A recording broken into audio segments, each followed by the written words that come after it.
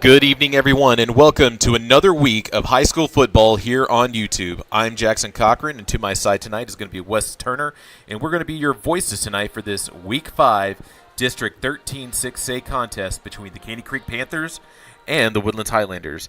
And tonight, Wes, looking into what's going on between the district, Willis is coming off of a loss last week to Willis on the road, 42-30.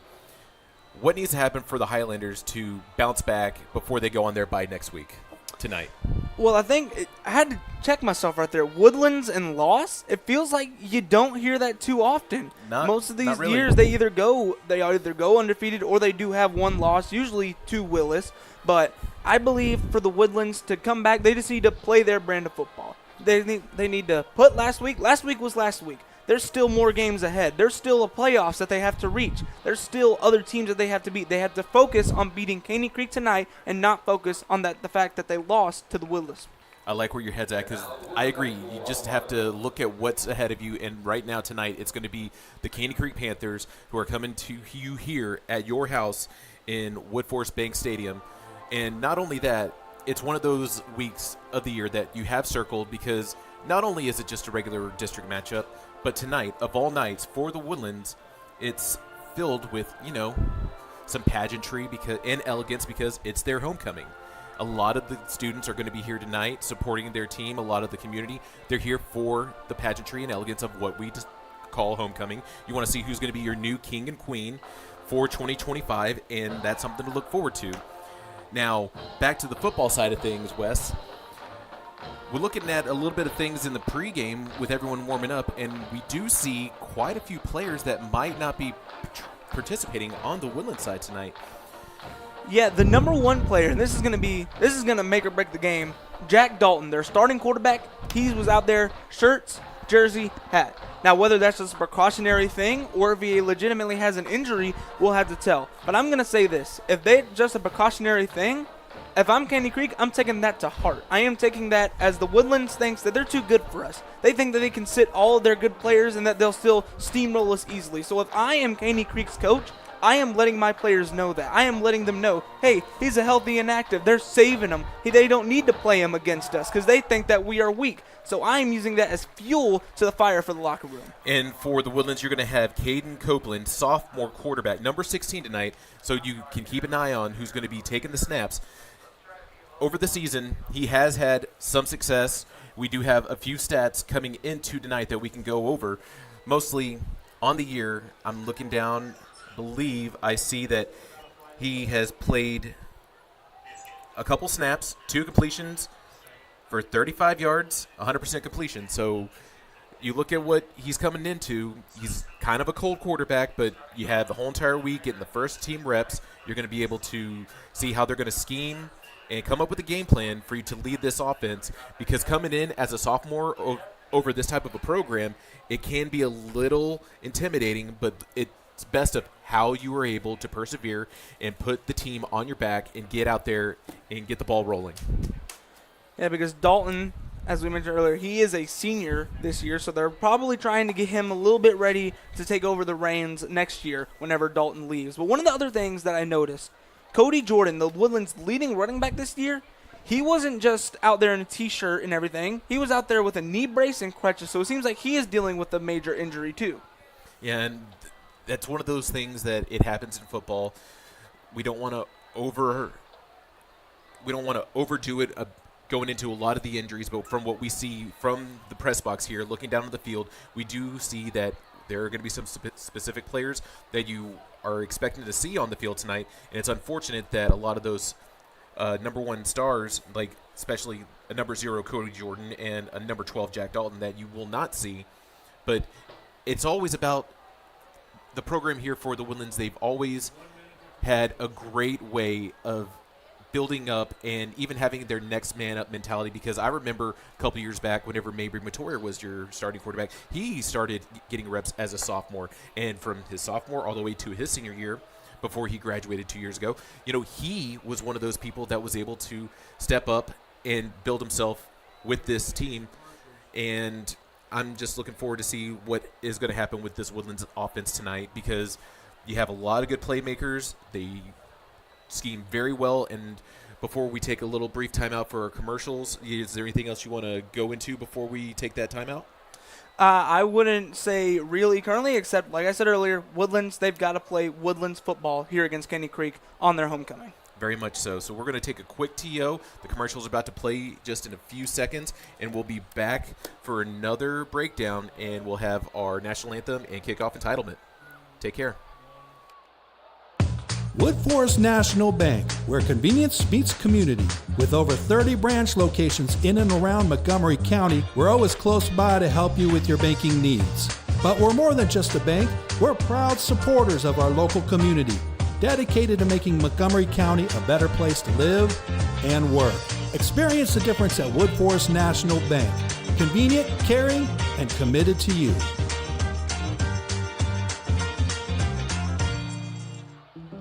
Imagine you are her, or him. Like everyone, a sprain, tear, or nagging ache can set you back.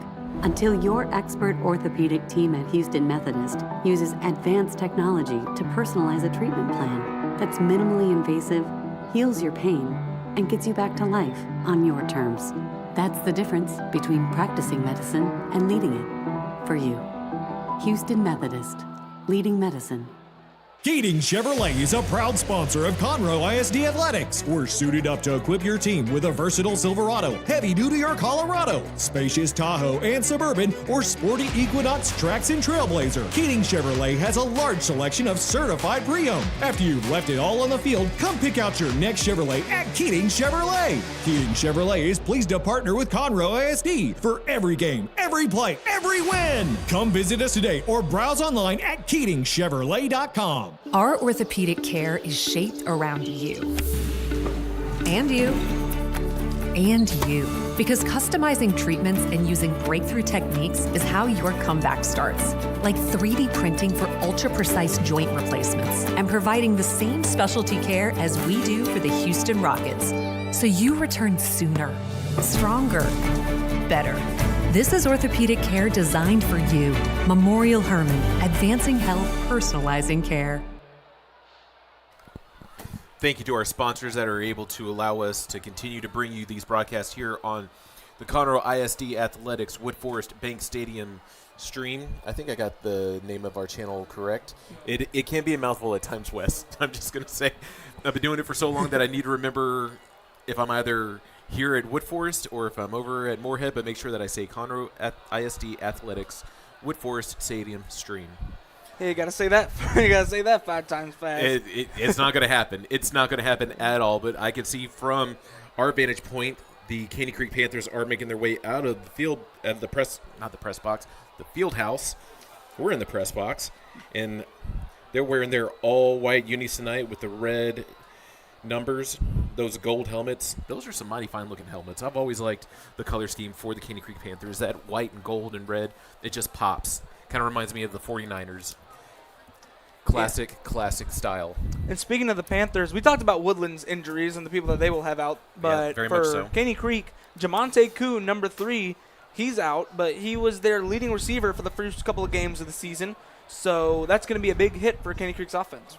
I know. And with Caney Creek, some of these players, you could see from their depth compared to the Woodlands, there's a lot less players. But there is a lot of hard. Oh, and I do see that the Woodlands Highlanders are also making their way out of their field house, and they're wearing all reds with the white helms, and they're already patting the Stone of Destiny, their Highlander Stone of Destiny. Don't know the story about it. I'm still trying to learn. If anyone has that information, please let me know. I would love to do a story on the Stone of Destiny before the players make their way onto the field. But yes, Caney Creek last week, they were on their bye.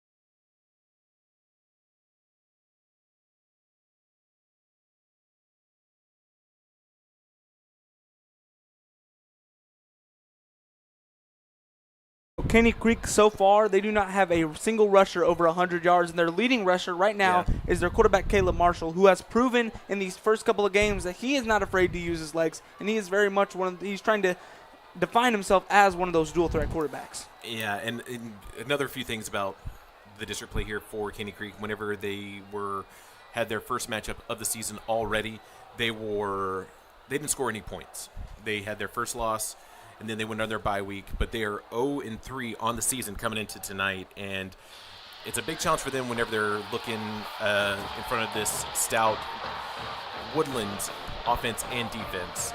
So the only thing that Caney Creek needs to do is try to get through 4 quarters of football as playing the best Caney Creek football that they can with the limited players as they do, because they also have a couple injuries on their side of things. But I'm really interested to see just the bounce-back game that the Woodlands is going to have tonight before they go into their bye week, because you always want to get a win going into a bye week so you don't have that taste of a loss for 2 weeks straight. As you saw, Woodlands making their entrance there with some very rowdy pipers right there with the bagpipe players. I've always loved that about them. They embrace their Highlander nickname. They have the stone, they have the bagpipe players, which, in my opinion, totally unrelated to football. Bagpipes, underrated instrument. I love the fact that the Woodlands uses them. It gets them hype. It's a big tradition for them. It's overall just amazing. Have you ever thought about trying to take some bagpiping lessons? I have not, unfortunately. You may have just given me an idea there. Yeah, I don't know if they have the bagpipes at the Conroe High Band. I don't know if you could potentially do that or not, but it's about to be the national anthem here at Woodforest Bank Stadium, so we are going to mute ourselves out of respect for the national anthem. And I believe it's going to be the Woodlands choir that's going to be singing for them tonight.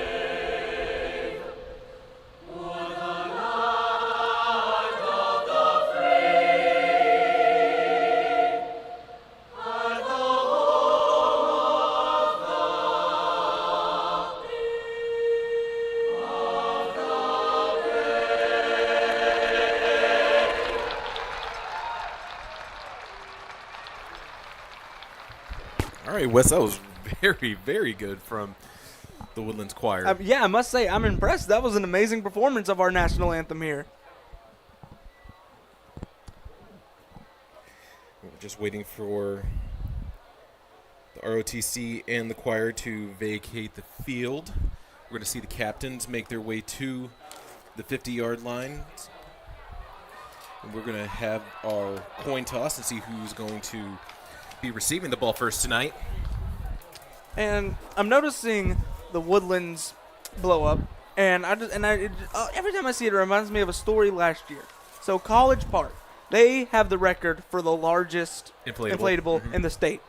One game, I believe it was against Willis, the Woodlands, who themselves have one that's very close, put a little flag on top of the Highlanders' head to make sure that they had the tallest in the state instead of their rival College Park. Looks like we have a little bit of a flyover with a plane over the stadium tonight. It's very cool.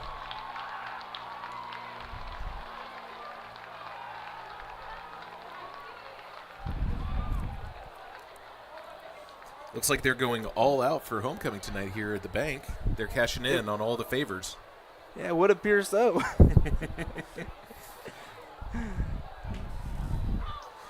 Well, as we can see, our captains tonight making their way to midfield.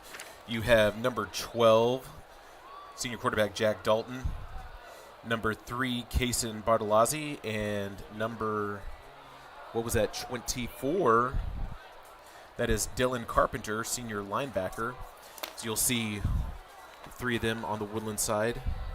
You see Dalton in his jersey and shorts tonight, so he will not be participating in the game. Yeah, and Bartolozzi, he's going to be one of the real stars, if not the star, of this Woodlands defense so far this season. He has a couple defensive blocks, pass blocks, and an interception. He leads the most tackles on the team for the Highlanders. Waiting for the referees.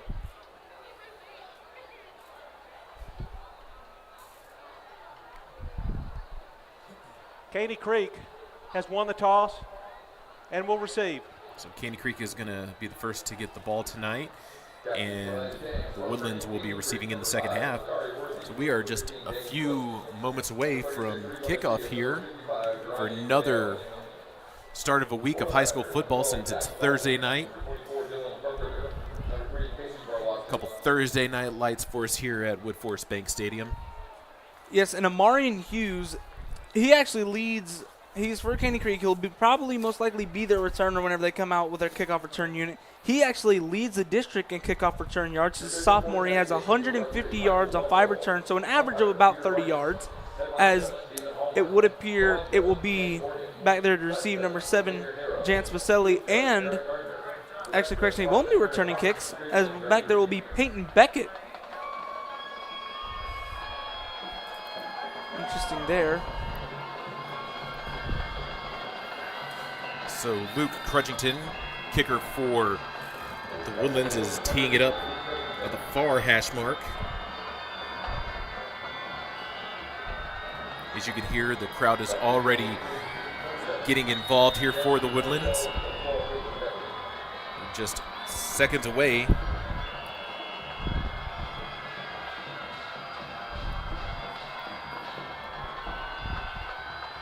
And we are officially at game time. It's going to be a touchback to start everything off for tonight as it kicks right out of the end zone for Crutchington. So we're going to get to see how this Panthers offense has in store. And you know what? For me, I'm looking to see what Magnus Herndon, defensive lineman number 98 for the Woodlands, is going to be doing. Always be aware where he's lining up because he can be a disruptor, especially in the trenches. You can see him, and there's those bagpipes. There they are. And I will say, I've been able to watch some of this Caney Creek offense so far. They just need to stay clean with penalties. Their last game that I was able to call against Willis, they had a huge screen call back on a touchdown. Marshall gets the snap as he hands it. It's a dive right up the middle. And that was number 22, Andrew Hammond, senior running back. Gets a nice run there. Hammond's also listed as a linebacker on our roster, actually. And judging just from up here, you can see he's definitely built like one of those power backs that you'll see as it brings up second down and short. And I know over the years, Caney Creek does like to rotate a lot of running backs. Now, Marshall throws. It's going to be an incomplete pass. Looks like he was going towards, I can't get the number right off the top of my head. I think that was number 6, Aaron Williams. Yeah, number 6, Aaron Williams was lined up in the slot for Caney Creek. And there he was, Bartolozzi, immediately on the hit there. That was some great coverage. 3rd and 2, another handoff up the gut. They're going to say he gets a first down. It's going to be the first down of the night for the Panthers. And Hammond already rushing for over 10 yards tonight. Making a couple substitutions. And I think this is where that Wildcat-style offense comes in. Interesting here. They have number 99, Owen Manchak, in the formation. This is a very interesting, almost wing T formation that Caney Creek is running. There's your first penalty of the night. That'll be a false start. But, yeah, you don't see a lot of wing T. False start on the offense, number 55, 5-yard penalty. Still first down. I wouldn't call it an archaic style of offense. It's just nowadays a lot of high school teams pick up and adapt to a spread style offense. They want to have shotgun formations. They want to have multiple receivers and spread the ball around. But there's another false start back to back.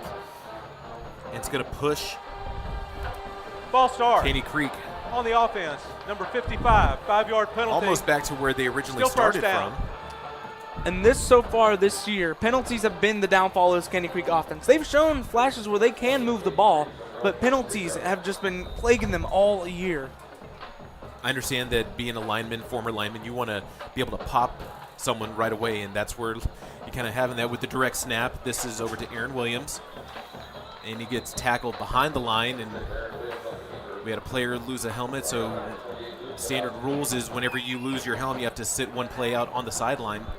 So we need a quick substitution for Caney Creek. Well, that was all Highlanders being able to plug the holes and get in the backfield. Now, timeout. Caney Creek. So the Creek is going to take their first timeout. And Wes, we're only a minute and a half, a little over a minute and a half into this contest, and as we see, it's been a good first down series, and then now you're getting plagued by penalties.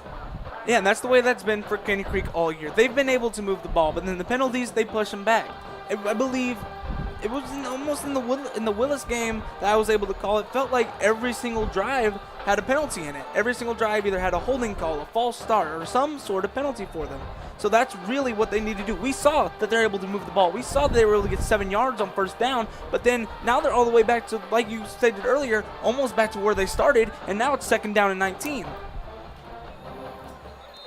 Yeah, this 2nd and 20 is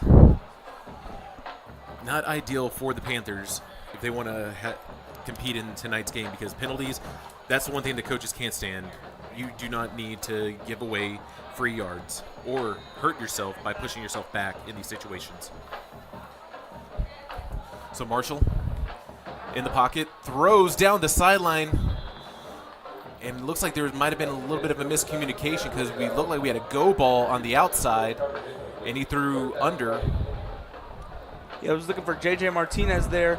Those routes, whenever you see stuff like that, it's usually an option route or usually a choice route from the wide receiver. And that looked like it was either a comeback or a go, and he chose go, but the quarterback still thought it was comeback. Now we have the 3rd and long here. I see Hammond to the right of Marshall. And the pocket is going to collapse on him, and he's going to be brought down for a sack. And that looks to be number 95. Yeah, number 95, Jairee Jefferson, defensive lineman.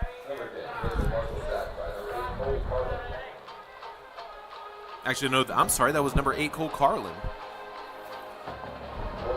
But it's going to be now 4th and 21. This is what we're talking about with penalties. The penalties are the reason that they're in this situation. They had the first down, but now they're backed up to actually behind their original line of scrimmage, and now they're punting from their own 10-yard line. The Highlanders have 2 men back to return, one of them being Parker Stewart, and Kason Bartolozzi, as it's going to go out of bounds. It's going to give the Woodlands excellent field position to start their first drive tonight. We'll have to see who indeed comes out for quarterback, but either way, this will be their first varsity snap, so we'll actually get to see the birth of a new quarterback here in this game. Very much so, especially starting. Not only that, you're starting your first varsity match here tonight. We're seeing the Highlanders trot their way to the field. And it is number 16, sophomore quarterback, Caden Copeland, who's lining up in the gun. He has Lincoln Halsey to his left.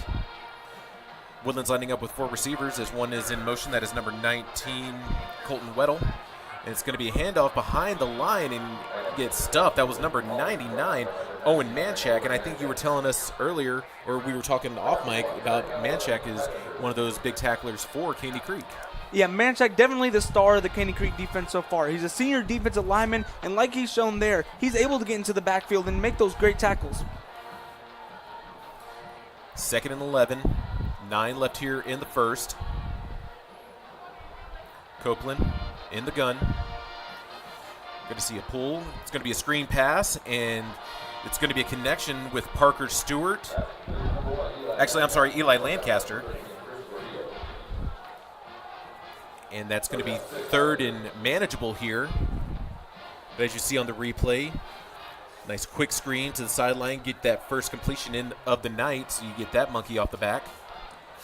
Yeah, it looks like Jamison Gavin, number 18 there, he almost got away with a hold, it seemed. Grabbing just a little too tight. I'm sure the rest will look at that later. So we have another player in motion. Handoff. Sweeps towards the left side, breaks some tackles, pushed out of bounds. So that was a nice run there from senior running back Lincoln Halsey. And it seems so far, if you are a fan of power running backs this game, you are in luck. That is 2 drives, both back-to-back. We've seen some of those big power backs, and right there he just trucked a Caney Creek defender on the sideline. And something I love about old school smash mouth football, when you're running the ball a lot, it's going to pretty much keep your opposing team off the field, so you have complete clock control. In the pistol for the Woodlands, it's going to be another hand up the middle for Halsey, and he gets he's going to say they're going to give him that 10 yards, so that's going to be the 2nd first down here for the Woodlands. But that's just firing out of a cannon up the middle, finding great vision up the field, gets to the 2nd level. And now it's another fresh set of downs. Woodlands relying on the run game right now. Nothing wrong with that. You're in control of the game. Plenty of time left. Knocking on the red zone. Copeland.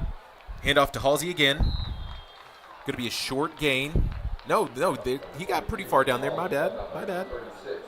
I saw the block. I was paying attention to that block from, I think that was number 18, Jamison Gavin. That was a good block from that receiver on the back end of everything. Let's not just talk about the blocks from the receivers. The Woodlands O-line, they've been able to create huge gaps for Halsey to run through so far, and they've been really doing a good job so far.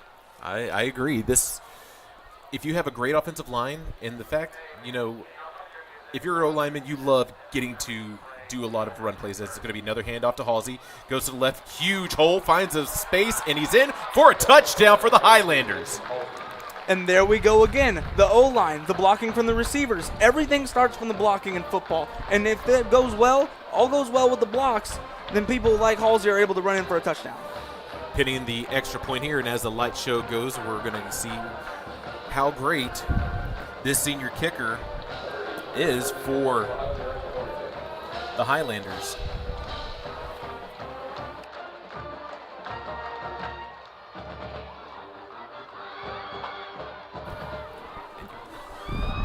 Snap, hold, good.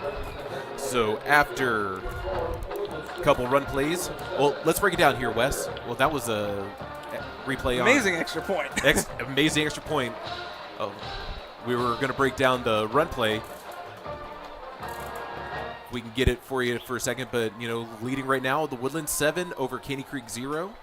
But I'll break it down without the replay. It looks like the run call for the offensive line, it was a sweep. Every one of the offensive linemen, they ran to the right, but Halsey, with great field position, great field vision, was able to see that there was an amazing hole in the left side of the field, so he was able to cut there, and it was an amazing block by, I believe, that was number 19, Colton Weddle, who was able – that was really a touchdown block right And not only that, whenever you saw at the goal line, whenever he was able to come in, there were defenders that were running right at him. He didn't care. Halsey just went straight through, and he saw pay dirt. Oh, here's the replay right here. So you see Halsey didn't care. He was running straight through the line.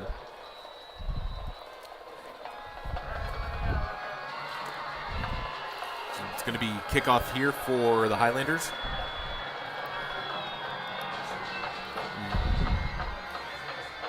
Crutchington kicks it into the end zone. It's going to be another touchback. So back-to-back touchbacks. We are not going to see anyone take out a kick tonight. If you're Caney Creek, you saw that you can move the ball in this Woodlands offense with that first down, but you were just plagued by penalties. Caney Creek has just got to play clean football, and they can stay in this game. I agree. That's the one thing that will destroy your game plan is if you continue to get negative yards when you're on offense because of penalties, you're not going to keep yourself in any matchups. As we see this Caney Creek offense led by Caleb Marshall, junior quarterback, in the gun. They're going to hand it off to Hammond yet again, and he's going to get stuffed behind the line of scrimmage. There's a swarm of Highlanders that were able to get through that offensive line. No holes there. Yeah, and just as we were talking about the Woodlands, they did a great job opening up the holes on the offensive line. The Caney Creek, the Caney Creek Panthers, it seems all year their offensive line has been a weak spot for them. Well, they need to stay up. If you don't have a good offensive line, then you don't have a good offense. Going to be 2nd and 13 here. Marshall. Another handoff to Hammond. He's going to sweep to the right as he ducks his head as he gets some positive yardage. So they're back in between the sticks now for a 3rd and 9. 3rd and 9, and that was a sweep play. And we'll be able to see here, you're able to see it would be number 74, Angel Hernandez, and number 58, Isaiah Rivera out there lead blocking. Hernandez, a sophomore lineman.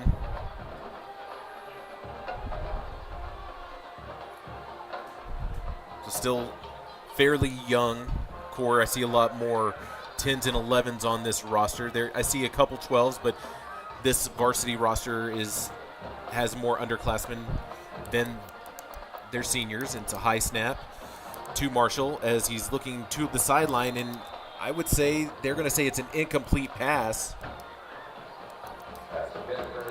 And that was number 18, J.J. Martinez, in for the pass, but it's going to be a 3-and-out here for the Panthers as they're going to go ahead and punt it away yet again.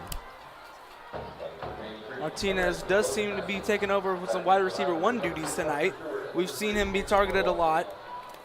2 incompletions, however. Yeah, unfortunate to see Jamonte Kuhn not in tonight for the Panthers.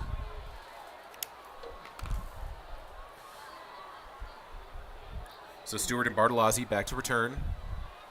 It's a nice punt downfield. Bartolozzi's going to return it at the 38, and he's looking for a lane. Is he going to tiptoe his way? He's going to go for the near sideline. He breaks one tackle. He's at the 30. He's still hugging the sideline. He's at the 20. He breaks another tackle. He's at the 5. Trucks it in for the score.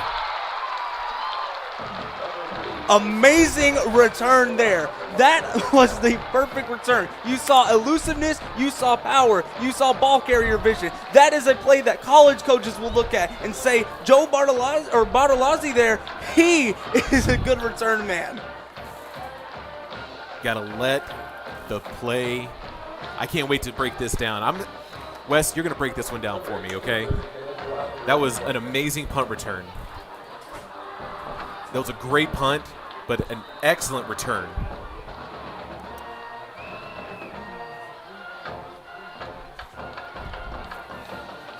So Crutchington for the PAT. Good snap, good hold, good kick, and it's good.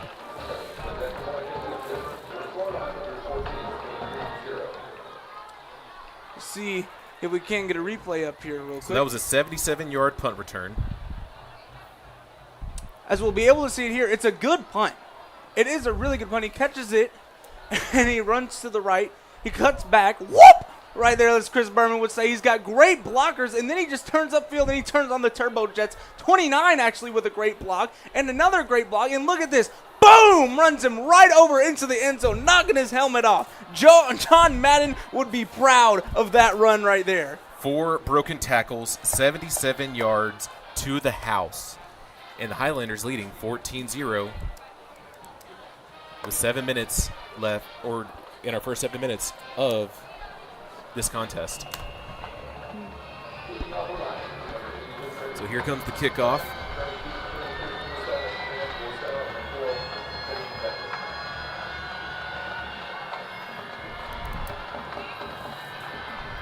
Standing by for the kickoff. Crutchington has it on the far hash mark.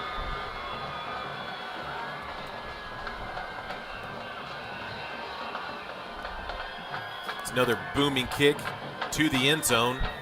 Actually just a yard from the back of the end zone. It's going to be another touchback. Crutchington, he has been crushing these kicks so far, whether it be on the BATs or on the kickoffs. Whenever they go the other way, I wouldn't be surprised if we see some balls on the roof. Yeah, because we don't have a net over there, and I know that there are some people that are over in the little annex building on the side, as long as they try to at least kick it to the roof, because we have seen a couple of those last year from Stars. Starzik, he routinely hit it on the roof. They had to send a guy to go up there. That was the highlight of my game whenever it came up. We made sure to give our roof ball guy some praise. All right, fresh set of downs here for the Panthers. Marshall in the pistol. It's going to be a new back in the backfield. Well, actually, it looked like that was...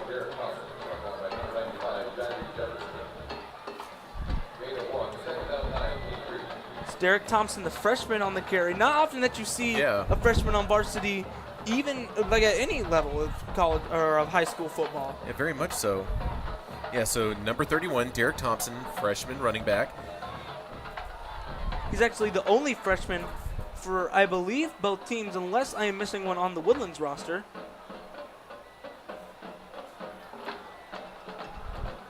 So Marshall, pocket collapses on him, and he's going to be sacked. I think that was number 98, Magnus Herndon. No, it might have been 99, Derek Williams. It was 28, Luke Pelosi, and you can see here, he sees a gap in the offensive line, and he goes directly on the blitz. That was an amazing pickup there by Podolsky. Very nice. Sometimes these numbers get bunched. I do apologize for my vision right now. But it's going to be a reverse here. It's going to be a design run with a reverse for Aaron Williams. He's going to get tackled. Finds his way back to the line of scrimmage, and it's going to be another 3-and-out here for the Panthers. That's 95, Jairee Jefferson on the tackle. And we've already, so far, only into the first quarter, we've called his name a lot tonight.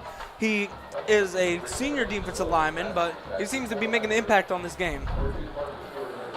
We see the Bartolozzi and Stewart back to return. They're lined up near the 50. Bartolozzi just returned a 77-yard punt. Some punt that was almost blocked. Looks like there was a hand on it, so barely gets anywhere for some positive. Well, I think maybe got an 8-yard punt. Maybe? Yeah, that was just a great special teams play there by number 81 for the Highlanders, Joshua Hampton, as he was able to get a hand on that ball, and now they have amazing field position. Actually, they're going to mark the ball inside their own 25, or inside the Panther 25-yard line. Yeah, that was actually a 4-yard punt that time, so you get a good hand on it, which they did, and now it's going to be amazing, phenomenal field position to start things off for the Highlanders for their second possession tonight. It's going to be a handoff. It's going to be run in between the tackles, and I think that was Jason Haskins, junior running back, gets himself a yard or two. Yeah, and we mentioned earlier that it would be Caney Creek who's running a lot of running backs, but it seems like it's going to be the Woodlands who they're running all these different running backs with their lead back, Cody Jordan, out.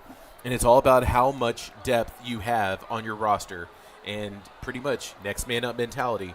It's time for me to pull my weight and show my worth. And as we have bunch trips on the top of it's going to be another screen. This time it's going to be the Eli Lancaster yet again, and he gets maybe, but that's a penalty marker thrown late near the sideline. I'd say he got 7 on the reception. I believe this time they will get Gavin on the hold. That's the typical type of penalty that you will see. On the offense, number 18. 10-yard penalty from the spot of the foul. Repeat, second down. Good eye there, Wes. So those things that you just can't stand to have. You can't have these negative yards come back and haunt you, but you're sitting with a 14-point lead right now. 2:19 left in the first quarter. But now you're facing up with a 2nd and 15. A 2nd and 15 on a play that if the penalty would not have happened would have been a 3rd and short. So Haskins to the left of Copeland. Copeland stepping up in the pocket, looking downfield. He finds a man open. That was number 10. Bryson Bourne. And Bourne gets the first down. That was just a great improvised play there by Copeland. As you can see, he's scrambling. He's trying to find his man. It almost looked like a scramble drill play almost. You practice that in practice a lot for specifically situations like that. And that was also great on Bourne, able to find a gap in the zone. Yeah, because when you see that little point, it's like, hey, just get open. I'm going to find you. That's that communication that you have quarterback and receiver. So Woodlands handing it off yet again to Haskins. Finds himself a lane, and he's in for a touchdown. 12-yard rushing touchdown. Jason Haskins. And there it is again. Woodlands, they've been running the ball more than we've seen. You know, on the stats, they are a very balanced offense. But so far this game, they've been running the ball. Now, is that just trying to test out their running back room, or is it trying to prepare for some other stuff? That we don't know, but that's 2 straight rushing touchdowns. 2 straight rushing touchdowns from the offense. From the offense.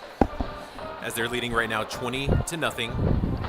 But yes, I do agree with the way that these running backs have been playing. They're getting plenty of reps, and the extra point attempt is good. So Crutchington remains perfect. An easy routine run. Looks like that was almost a power play there by the Woodlands. Looks like they sent the tight end. Pulling the tight end, you know, that's something you don't often see. It's usually one of the offensive linemen pulling, but they had number 17, Alex Cornelius, actually. It appeared I could be wrong on that. I'm not perfect, unfortunately, I know, but you're perfect to me tonight. Thank you, Jackson. Thank you. We're perfect. We're a perfect team. We are a perfect team. I like working with you up here. You keep me young. But we know that the ROTC does the push-ups for the score for the Highlanders. I believe they do that. And I was at the gym yesterday. I'm already sore. I did chest, back, and biceps. So I pretty much went straight upper yesterday. And I'm already sore. Yeah, and 21 push-ups. I don't want to do that. I'm good right now. So we're pinning kickoff with 1:34 left here. It's been all Woodlands this first quarter.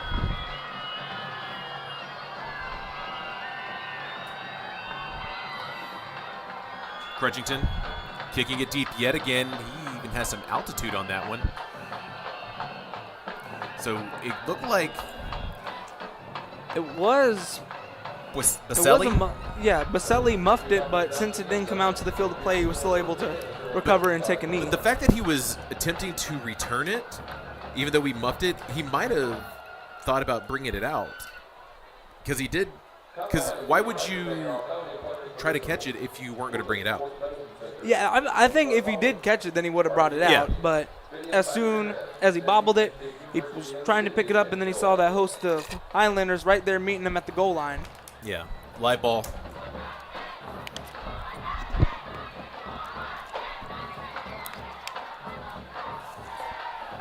So here's Panthers yet again going to the ground game, handed it back off to Hammond.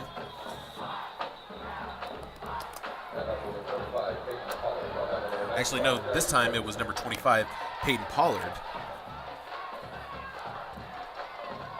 And once again, they're in on the tackle, Jairee Jefferson. He has so far been a game wrecker with all these tackles for loss. It has been, actually, it seems so far, more of a player than Magnus Herndon so far. High snap. Another handoff as it's going to be brought down behind the line of scrimmage. That was 1, 2, 3, 4 Highlanders bringing down Pollard. As you can see, just having their way, can't even stretch the field to try to turn that corner.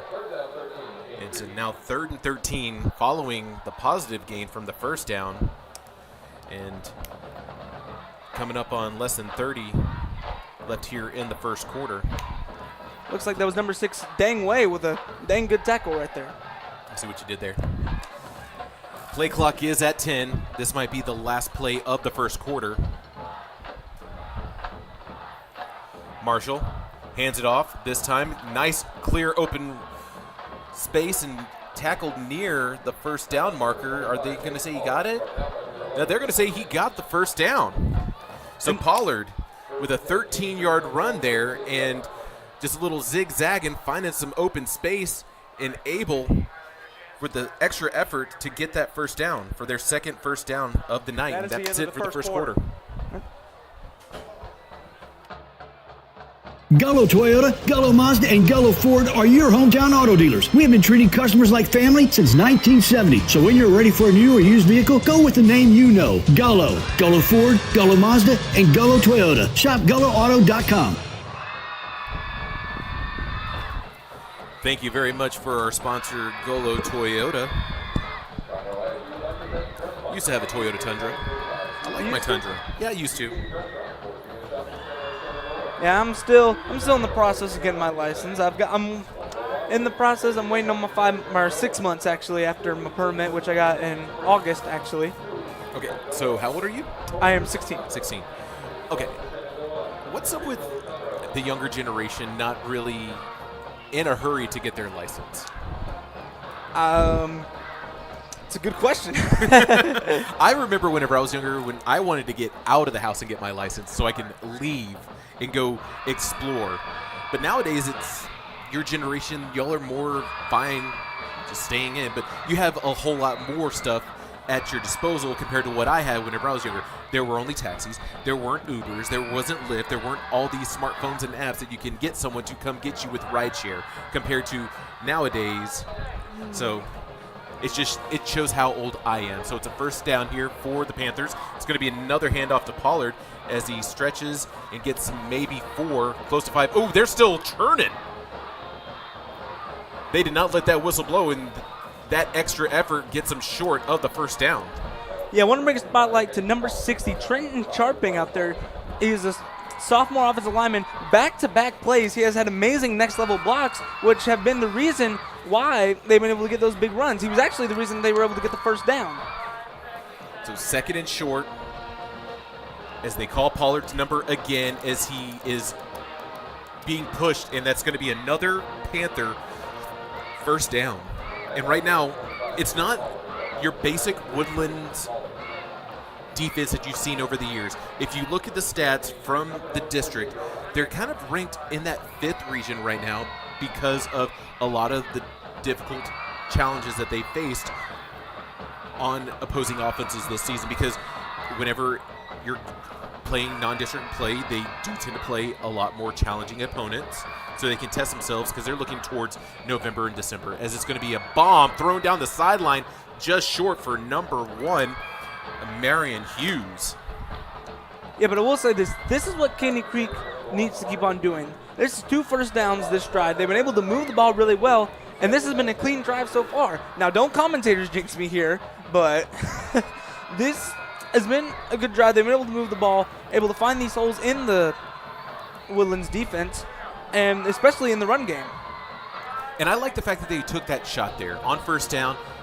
You make the Woodlands think, okay, they've been utilizing the ground game. Then you throw that go ball on the sideline as they give to Pollard yet again, and he gets maybe 2 on that run, which will bring a 3rd and long. But they're right at midfield, and, well, if you aren't able to convert here, Wes, this is going to be they're 0 for 1 on, actually they're 0 for 3 on 3rd down conversions. Yeah, this is definitely 4th down territory, I believe. It's Okay. in the middle of the no man's land. If you get a good couple of yards, 4 or 5 yards, and you're able to set up a 4th and manageable, then I say go for it. Because they haven't been inside Woodlands territory at all tonight. They're knocking on the door. High snap, give to Pollard as he turns the corner, ducks his head, and gets back to the line of scrimmage. That was number 99, Derek Williams, in on the tackle. So that's where we are here. You're not seeing anything come from the sideline, but here they come, the special teams unit for Caney Creek.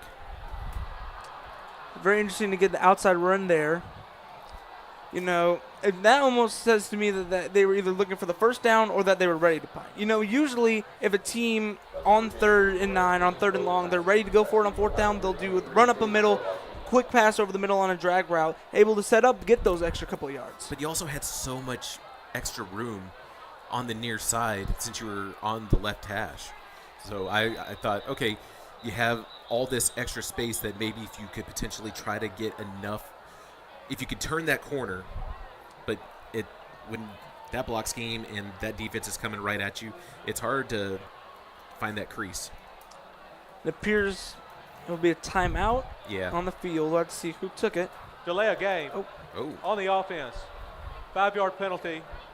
Still 4th down. So they are not going to give them that timeout, or did they take the timeout after the delay game? I believe.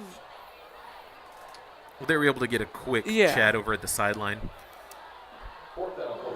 It'll still be 4th down and they'll still punt. I initially thought that it was a timeout and they were kind of going to rethink going for it. Bartolozzi lined up at the 20. Low snap. Kind of got to get it away quick. As he does, Bartolozzi signals for the fair catch. And the Woodlands are going to take their first drive at the 25. This is going to be the furthest back that they are going to start tonight with 8:59 left here in the first half. Ooh, and a quick reminder, with it being homecoming tonight, obviously we're going to have Caney Creek's band and drill team perform first, and then it'll be the Woodlands homecoming festivities. So the band and drill team will be performing after the game. So be sure to stay tuned following the game if you are interested in watching the drill team and band perform. So 1st and 10 here for the Highlanders. Copeland hands it off. Nice run straight up the middle. This time it was number 22, Leakin Halsey. There was wide open spaces for him to get through. Once again, the blocking scheme. You know, both these teams so far, they've been running these pistol formations. They actually had 2 tight ends there, lined up 2 tight ends in the formation, able to block and able to get a good. They're actually going to give them the first down.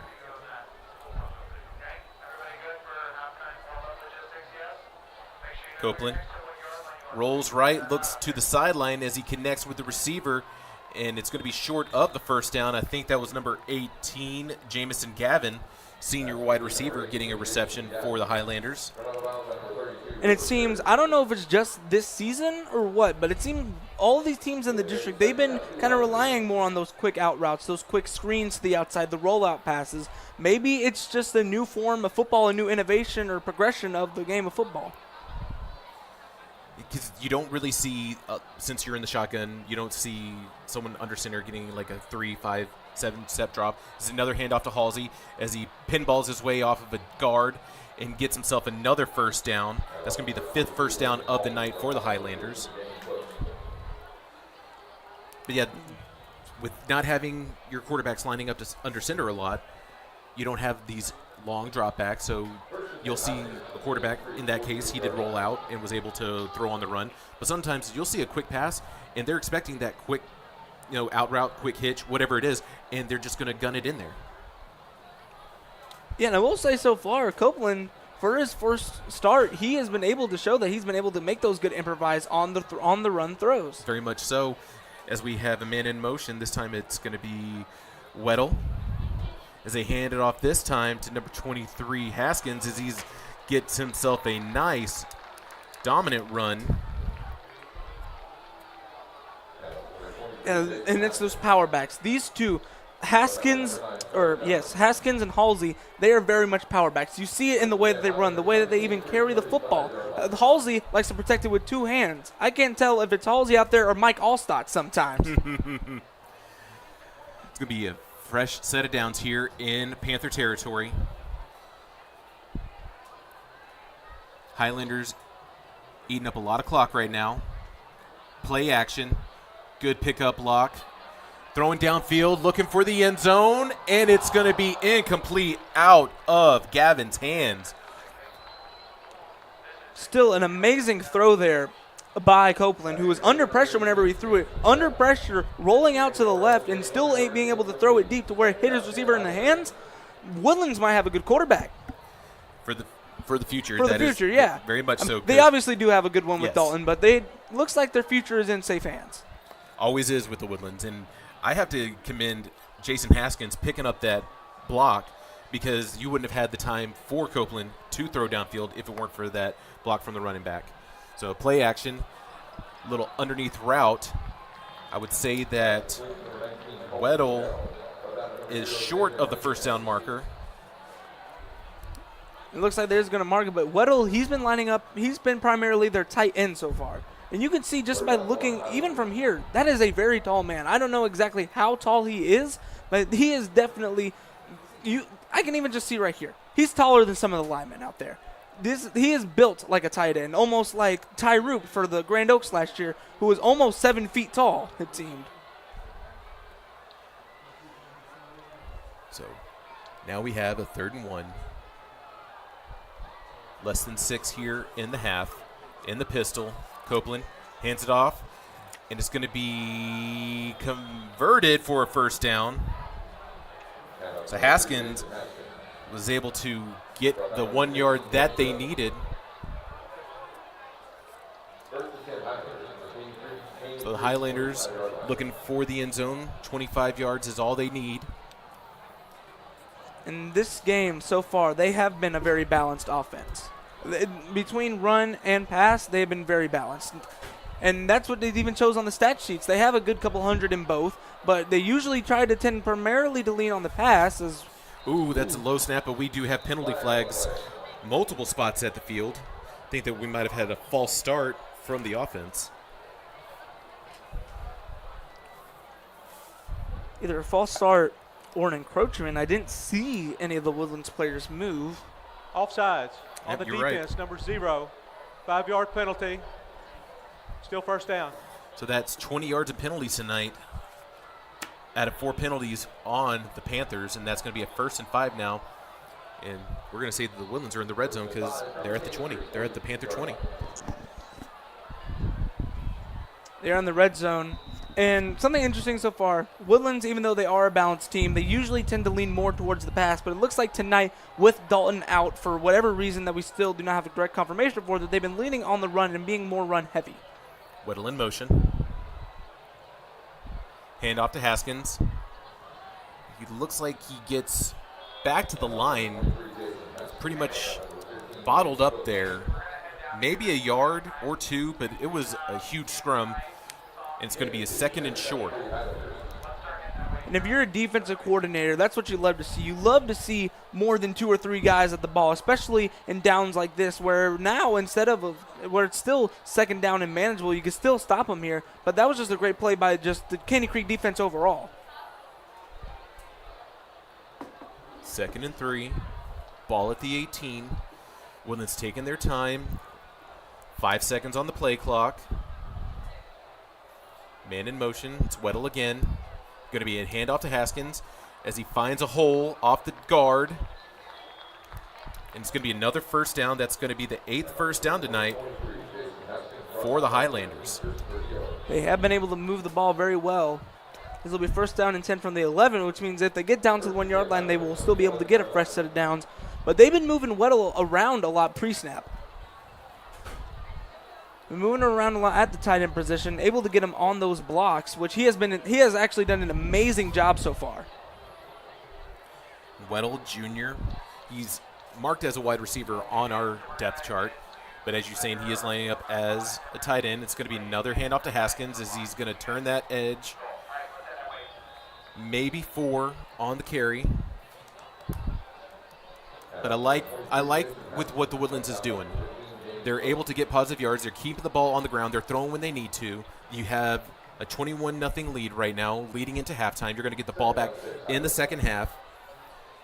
You're just chewing up so much clock. And you want to see with your second and third down or your second and third string backs to see what they have in store when you're going to be out with Cody Jordan for a while. So Copeland doesn't see anything downfield. He's going to keep it himself, and it's going to be short of the first down marker. It's going to be a 3rd and short. That was an amazing blitz pickup by Jason Haskins in the backfield, able to chip the defender, which actually gave Copeland the amount of time to see that lane open and try to run for the first down, but he was short a couple of yards to bring up 3rd down and 3. This will be the last play before the 2-minute timeout, most likely. Ball at the 4. 4 yards to the end zone. Copeland hands it off to Haskins as he gets in for another touchdown tonight. That is his 2nd rushing touchdown tonight. Actually, every offensive touchdown for the Highlanders have been rushing touchdowns. As we get to see the amazing light show, these LED lights that were just implemented just this year at Woodforest Bank Stadium and at Moorhead Stadium. Oh, they do it over at Moorhead too? Yeah, they have it at Moorhead too. Which, especially whenever it gets dark like this, it's amazing. I personally love it. So Crudgington he's been perfect on PATs tonight. And the kick is good. Not the boomy kick that we would have expected. It was a nice little chip shot. Still doinked off the scoreboard that we have at our building over there. Yeah. We don't want to hurt those things though. We do not. They need to put a net right there. They have a huge net to protect the big scoreboard, but the little scoreboard, they got nothing. It's almost like they don't care about it. Well, maybe if there's a net there, then it's going to be hard to have a lot of the schools in between, to bring their bands and their drill teams down, because that's a huge walkway, as you can see. People from Caney Creek are getting down near the north end zone on the near side because halftime's 2 minutes, 12 seconds away. I say we take that building and push it somewhere else. It's not that simple. Well, it should be, No, we've got the money in this district. We can knock it down, build a new one a few yards back. I do not condone to what this man is saying next to me. But we're standing by kickoff. Crudgington. Those that are near the end zone where there have been some touchbacks, I'd keep an eye out for those booming kicks. And it's going to be another touchback. So all touchbacks. This will be the 5th drive tonight for the Panthers in the first half. But so far, they haven't found much success. They found a little bit on the last drive. Yes. Which is definitely something to build off for them. You were able to get to midfield, almost into Woodlands territory. But it's those negative yards that have just been killing them all game so far, whether it be from penalties or for tackles for loss from this amazing Woodlands defense. But I think that this offense is well rested with the amount of time that the Woodlands had off the clock. So the offense can come out on the field. This time you're going to have number 22, Andrew Hammond, in the backfield as they hand it off as he goes to the far side, gets back to the line of scrimmage. And that's going to be it for the 2-minute timeout here. It is interesting that they have implemented that into Texas high school football. I know this is a new rule. The Very new. first game, this is the first season, I believe. The first game, it caught me off guard. I was in the middle of calling something, and I heard 2-minute timeout. I was like, whoop, guess we got 2-minute timeout now. 2-minute warning, as it would be called in the pros and the – or no, actually not in college, because they do still call it the 2-minute timeout. 2-minute timeout in college. But I remember whenever college wasn't even doing a 2-minute timeout. So all levels recently putting in 2-minute timeouts. Player safety is very important. And even early in the season, now it hasn't been a grueling summer like it has been in the past for Texas, but thankfully, yes, they typically do have some timeouts for water breaks because of how hot it has been over the years. I remember seeing a couple of those early in the season in past seasons. And we even had later starts because of how hot it was in a few summers. But now it's going to be 2nd and 10. As both teams are lining back up. Panthers going towards the south end zone. Lined up on the far side. Lined up with 3 wide receivers. Hammond still in the backfield. High snap. Pocket collapses. He's going to be sacked behind the line of scrimmage. 98, Magnus Herndon, junior defensive lineman. And that's the first time that we've called his name tonight, but in previous games, that is his 6th sack on the season so far, which it proves that he is one of the guys where he's able to get quickly into the backfield. And that wasn't too, the quarterback didn't hold on to the ball very long there. That was just pure quickness by Herndon. And the way that he was able to get through and fight his way and just the pocket collapsing, I mean, you look at Marshall, he knows that he's running out of time. He's stepping up, but still was able, Herndon was able to get a hand on him and bring him down. But yeah, Woodlands just took their first time out of the half, so they're expecting to at least get the ball back, try to score yet again to make it 35-0 going into half, and then they get the ball back in the second half. Yeah, once again, negative yards, killing the Panthers so far. So this is actually, I feel like most of their downs, most of their drives have ended up with this same situation, a 3rd and behind the sticks.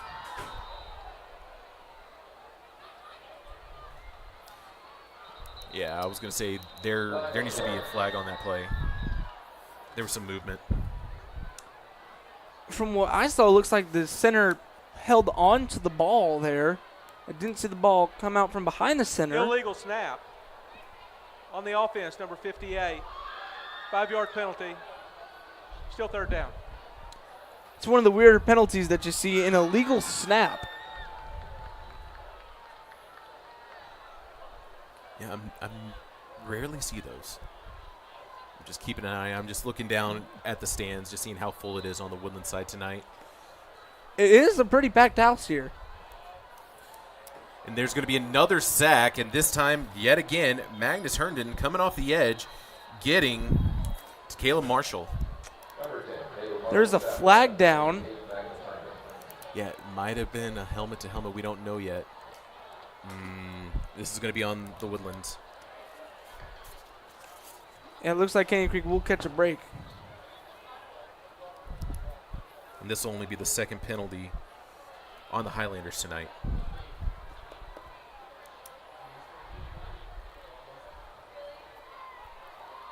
I was thinking I was going to do the, standby. Personal foul. Roughing the passer on the defense. Number 98. 15-yard penalty. Automatic 1st down. So fresh life here for the Panthers. Moving up 15 yards.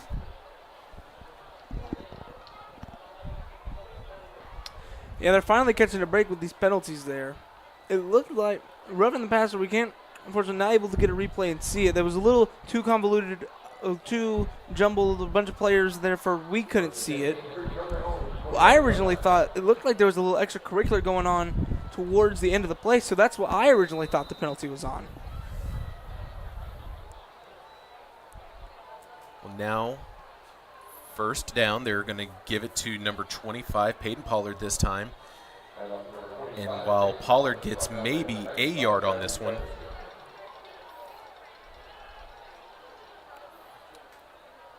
once again, Woodlands able to stuff them at the line like they have been all night. yeah, but Pollard has been able to get some extra effort and still turn those legs and find some extra yardage.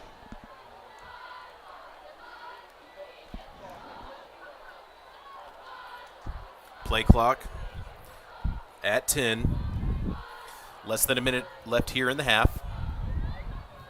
Marshall, pocket, throws down to the sideline, finds Pollard, spin move, gets the first down, and did he get pushed out of bounds? Yes, he did.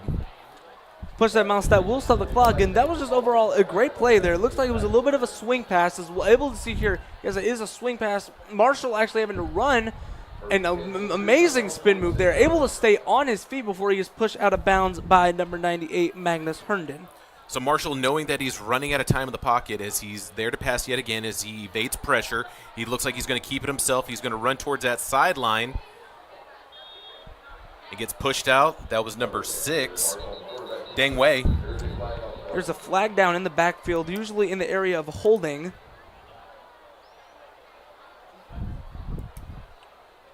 Two flags, actually. One in the backfield, one in the secondary.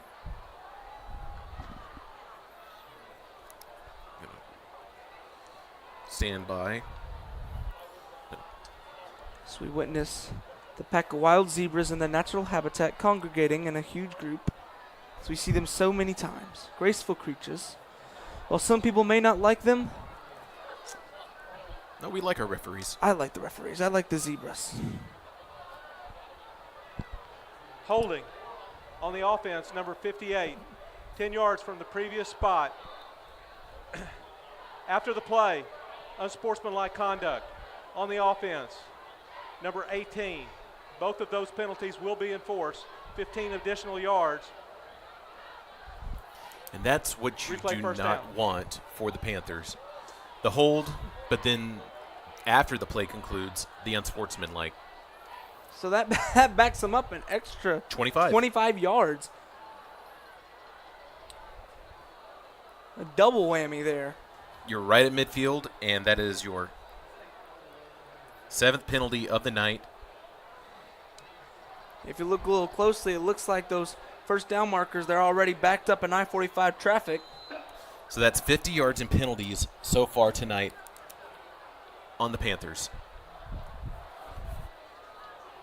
As Contreras goes in motion, give it to Pollard. He turns the corner. And that is going to be no gain. 2nd and 35. Looks like they will try to run a few more plays. As you got to remember, Woodlands gets the ball coming out of halftime. I think that if I'm Caney Creek with the 2nd and 35, go ahead. No, there was no timeout called, so the clock is still running. And it looks like it will. Yeah, that's going run to be it for the first out. half. So that will be it for the first half. All right, so after 2 quarters of football, your Woodlands Highlanders are leading 28-0 over the Caney Creek Panthers. Please stay tuned for the halftime show and the homecoming festivities. We're going to start with the band and drill team from Caney Creek, and then it'll be the Woodlands homecoming ceremony, and which means that the Woodlands will be playing after the game concludes. But we hope that you have yourself a nice halftime, and we'll be back and we'll talk about what we've seen so far in this game and for another second half of football where the Highlanders will be receiving.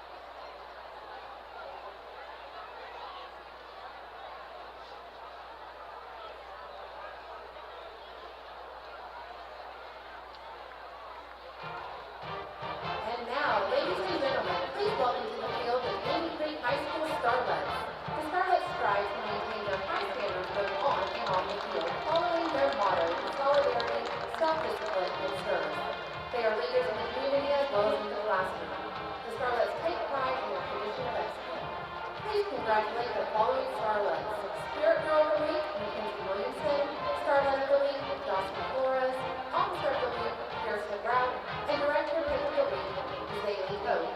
This year's Starlet Board of Officers are Secretary Karen Lettis, Social Media Chair Stacey Valderas, Vice President Tommy Turner, and President Margaret Vargas.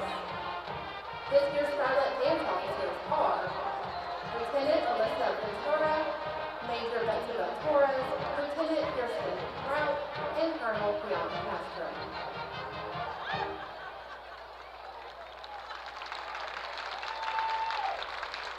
The Starlet's pick for Teacher of the Week is Dr. Jeffrey Stickler. This week, the Starlets will be doing a poem routine to Any Way You Want It.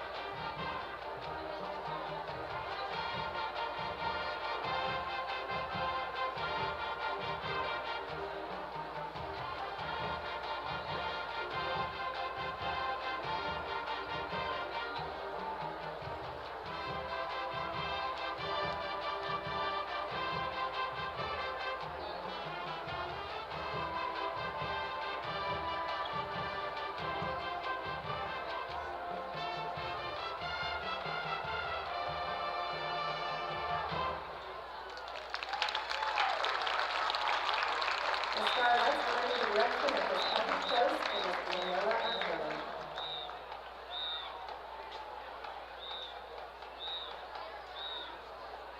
Ladies and gentlemen, please welcome to the field the Caney Creek High School Mighty Panther Band and Color Guard.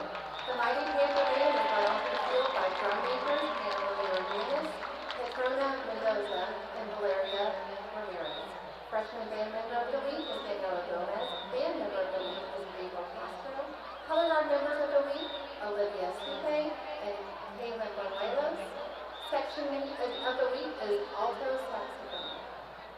The Mighty Panther Band will be performing their 2025 UIL contest show entitled The Final Frontier.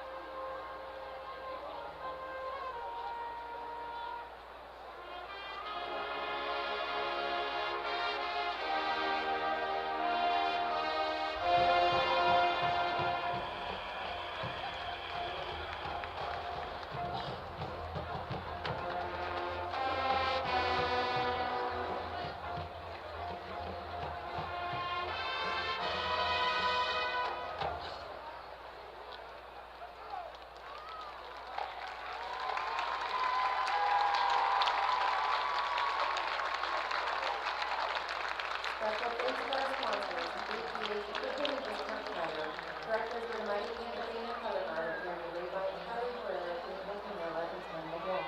Principal of Caney High School, Dr. Becky Stickler. The Superintendent of Conroe ISD is Dr. David Benson.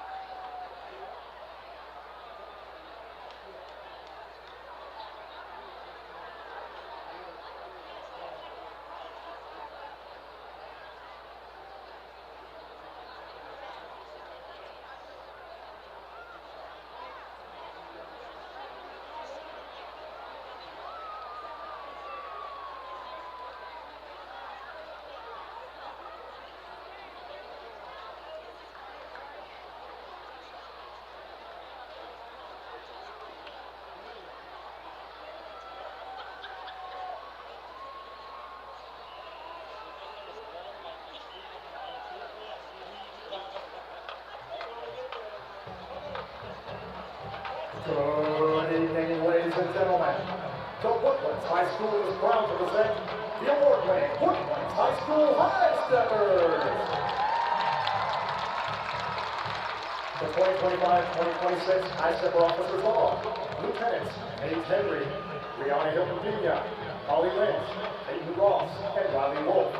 Captains Elle Hewlett, Kate Tolliver, and Baker Arthur Oakley. Tonight, the High Steppers will be performing a hat routine to Dance the Night.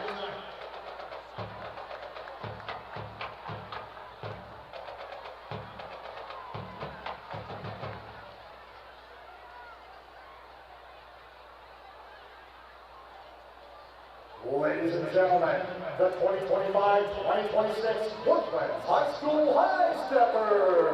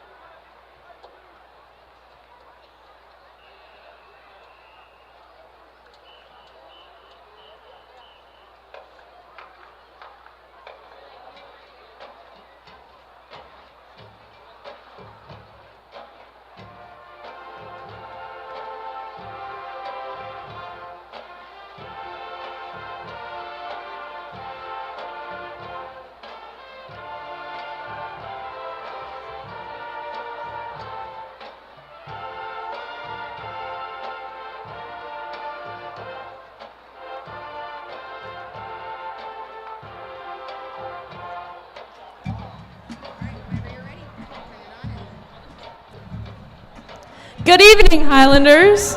My name is Kate Salzman, and I am your student body president for this year.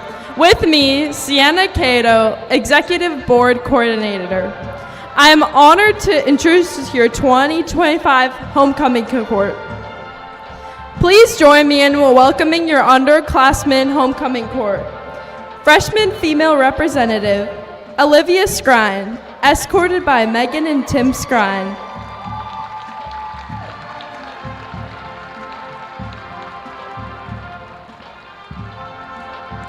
Freshman male representative, Max Miller, escorted by Mark and Jenny Miller.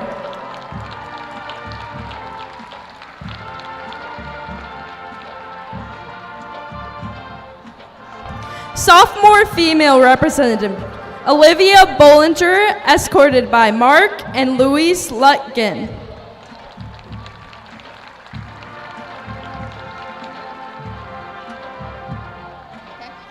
Sophomore male representative, Andrew Ford, escorted by Beth and Robert Ford.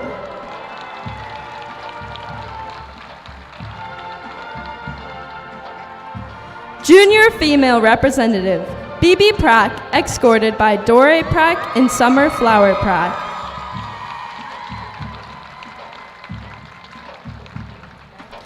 Junior male representative, Holden Hart, escorted by Chris and Robin Hart.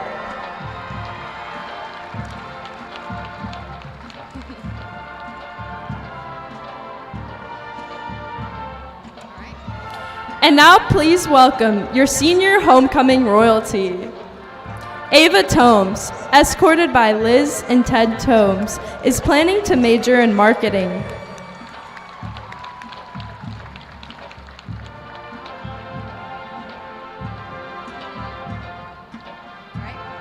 Aiden Dore, escorted by Aaron and Lucas Dore, is planning to attend Texas A&M with a major in industrial distribution. Maria Madero, escorted by Patricio and Randa Madero, is planning on attending the University of Florida with a major in environmental science. Gonzalo Aranda Ortega, escorted by Christina Ortega, planning to attend MIT with a major in mechanical engineering.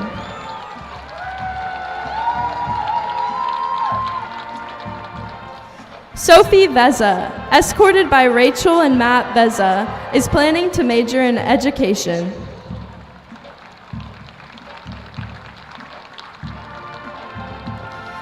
Ben Alexander, escorted by Sarah Alexander, is planning to major in business finance.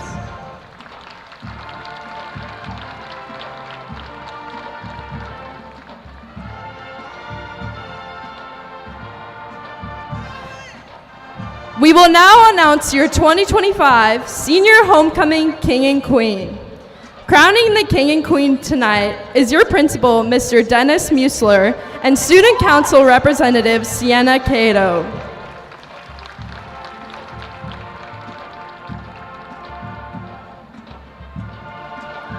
Please join me in congratulating your 2025 Homecoming King, Gonzalo Aranda Ortega.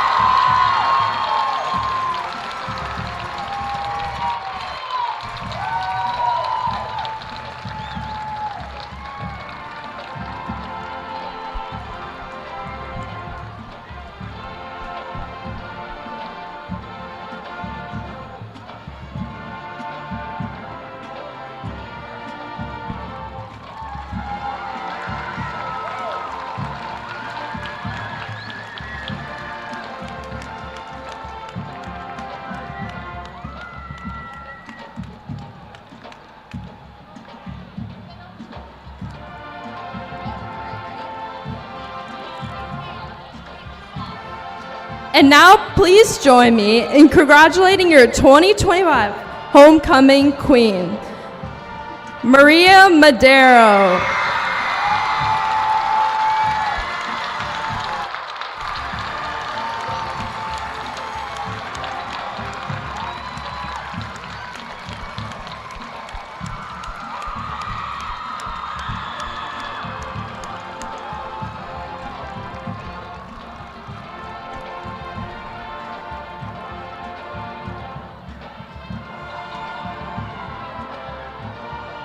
That's a pretty crown. Oh my gosh.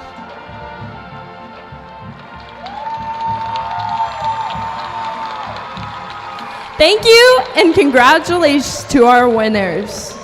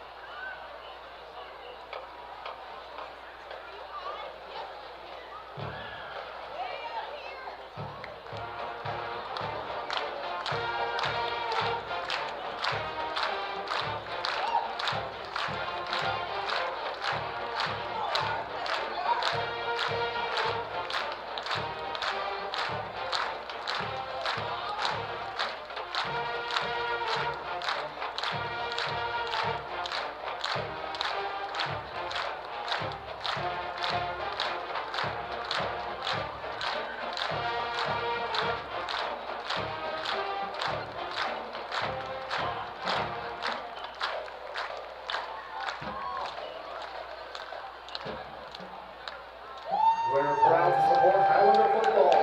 Ladies and gentlemen, the Woodlands High School High Steppers. The Woodlands Band would like to wish the Caney Creek Band great success at the Best Band Houston Regional this Saturday.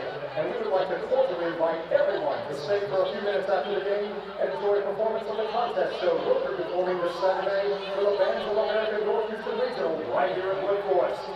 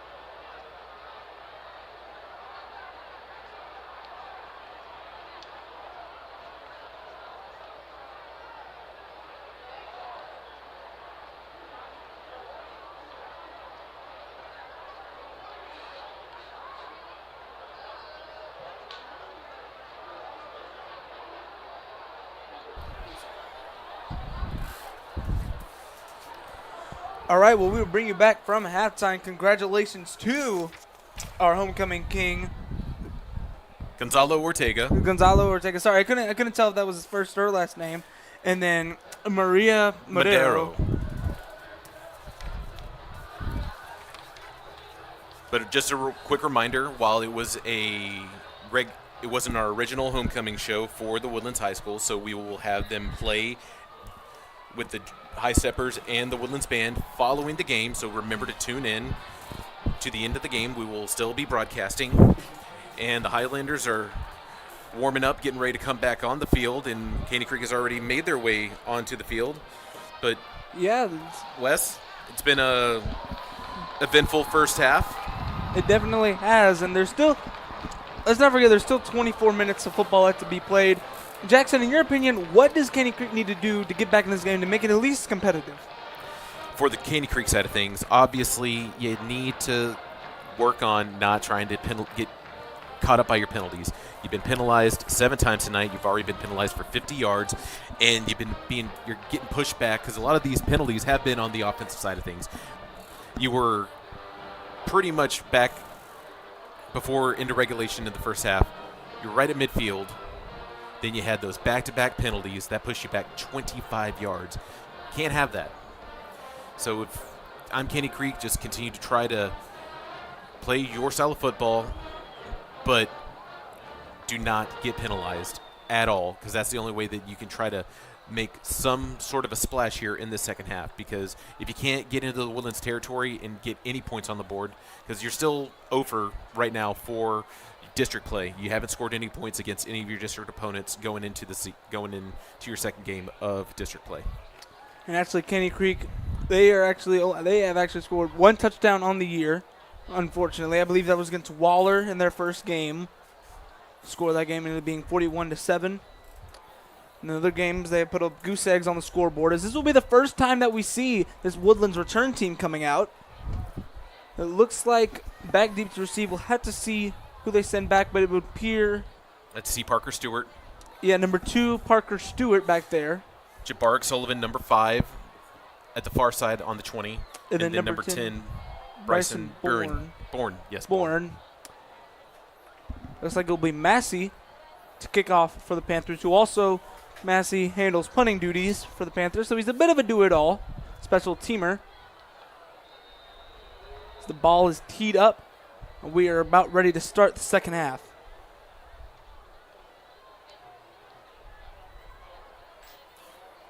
As now Stewart will be at about his own 15-yard line. It's a little bit of a pooch kick, and the kick will go way out of bounds. Not even a chance for it to hit the turf and bounce a little bit, as there will be a flag down for the free kick out of bounds. It'll bring up good starting field position for the Highlanders. It looks like they will be at their own 43-yard line. Correction, after the penalty yardage, it looks like the referees will be marking that they will start at their own 48-yard line, so just 2 yards shy of Panther territory. Not ideal how you want Free kick to out of bounds on the kicking team. have your 5 kickoff go. yards from the out-of-bounds spot. First down, Woodlands. So that's 55 penalty yards on the Panthers tonight. That'll be their 8th penalty. First and 10 Highlanders from their own 48-yard line. So once again, it'll be Copeland. Woodlands, they've been running this pistol formation a lot this game, something that we haven't really seen them do in previous years. But it seems like it's something that they've implemented, as now it's trips right, running back to his right, one receiver to his left. He'll take the snap. It'll be a toss play. Running back's going to look to try to find some room. A flag down. It'll get about, looks like they're going to give him 8 yards on the carry there. Running back there on the play, Lincoln Halsey. And Rigo Massey's big tackle. Holding on the offense, number 66. 10-yard penalty from the spot of the foul. Replay first down. And Woodlands played a fairly clean game in the first half. Was only penalized for 25 yards, but on 2 penalties. One was a personal foul, and the other one was a hold. So this is the second hold on the night for the Highlanders. But got to give it up to number 36, Rigo Massis, for Caney Creek, getting that big push tackle on Halsey. Now Copeland will be in the backfield. Halsey to his right, 2 receivers to his left, 2 to his right. Shotgun formation. Halsey will move to his left. Caney Creek showing pressure off the edge. This man will go in motion. It's going to be a quick screen pass, and he'll be tackled there on the play by number 0, Xavier Martinez, for about 2 yards. And routine block scheme there, whenever it is an average screen, need to let the play develop, and little dump play to De Pasquale. It's also great vision there by the linebacker Martinez, able to sniff out the screen almost immediately. So now it'll be trips left, 3 receivers to Copeland's left, 1 to his right, along with the running back to his right. So once again, they're showing that same formation Caney Creek is, with Martinez showing pressure. They will send a blitz, and he's going to have all day to throw. He's going to look deep down the field, and it'll be caught! What an amazing catch, and he's still going! Number 19, there he is, Colton Weddle, the big man, as there is a flag down in the backfield. We will have to see if that will be coming back. That's going to be a hold, my friend. That is going to be a hold.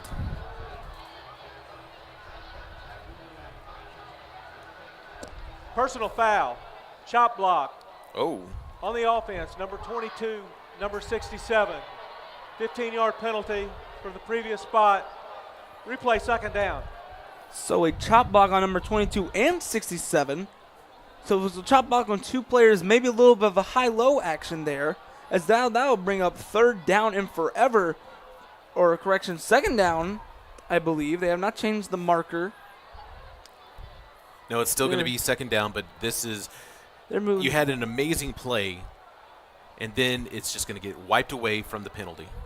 But yes, back-to-back, those 2 penalties, so it's going to push him back that 30 yards. Now, nonetheless, that was an amazing throw by Copeland. He's going back to the same formation. They'll be lined up in the shotgun. Amazing grab by Weddle, and breaking the tackles. Copeland will take the snap. Be a play-action pass. He's going to look to throw deep again to Weddle. He's going to get the catch. He's going to get across midfield to about the 48-yard line, so not quite the 1st down, but still they gained a lot of that penalty yardage back right there. And they're opening up the field here in the second half. They didn't throw that much in the first half, but you're getting more passing plays, starting things off, and you want to see what Copeland has in store. And back-to-back passes, looking for number 19, Colton Weddle, even though the other one was an incomplete pass, but getting some good yardage here with a third down. It's 3rd down and 7. Weddle will line back up as a tight end. 2 receivers to Copeland's left, 1 to his right. A little bit of a jump there by Caney Creek. They will jump back on sides before. Need to snap that ball. Let's delay a game. They're going to call that timeout. Delay of game. Oh. On the offense. 5-yard penalty. Still 3rd down. So they'll take the delay of game. That will bring up 3rd down and 12. It's kind of that commentary curse. I talked about a fairly clean game that the Correction. Woodlands has There is played. no foul. Timeout. Woodlands. So no, they did get the timeout off before the delay of game. But still three penalties. I'm sorry to interrupt, but they had 3 penalties already in the 3rd quarter for the Highlanders compared to their 2 in the first half. 3 penalties. We're barely 2 minutes into this 3rd quarter. Yeah. So why'd you have to say that? Why'd you have to say that, Jackson? It's commentator's curse. It happens, and I apologize. I apologize to the fans at home, or if you're watching out in the stands. It's okay. It's okay. I've had commentator's curse happen to me too. It's very real. It is very real. I don't know how it happens. I don't know why it happens. But you say something, opposite's going to happen. So do any future broadcasters out there who want to be in the booth just like us, beware of that. Be very aware. Now, same formation. It will be Weddle once again lined up as a tight end.